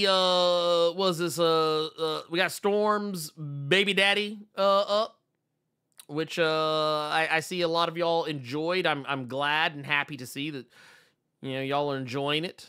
And we also got the Icon Explained video up. But what I really want, I want y'all to go show some love to that that Godzilla. Go show me, go show some love to that Godzilla over there. You know what I'm saying? I would like to see some love on that. Go show some love. I put a lot of work and effort into that video. But yeah, go check out all the new videos. Go check them out. Go see them. Go do the thing. All that good stuff. And I am basically gonna chill. Some of y'all probably saw when I went to the solo camera, I have an image up that I'm working on. But I'll be working on that pretty much for the maybe a couple of other things for the rest of the weekend. And yeah, that's all I plan on doing, because we got to get ready, because it is back to school. This is last weekend that CERS is going to be not, you know, not out of school, so gotta get them ready for that. So yeah, I'll probably be kind of out of pocket, MIA, whatever the fuck. And yeah, anyway, for Carter Presents, I am the Blerd Without Fear. And Hulk Hogan, we coming for you, nigga.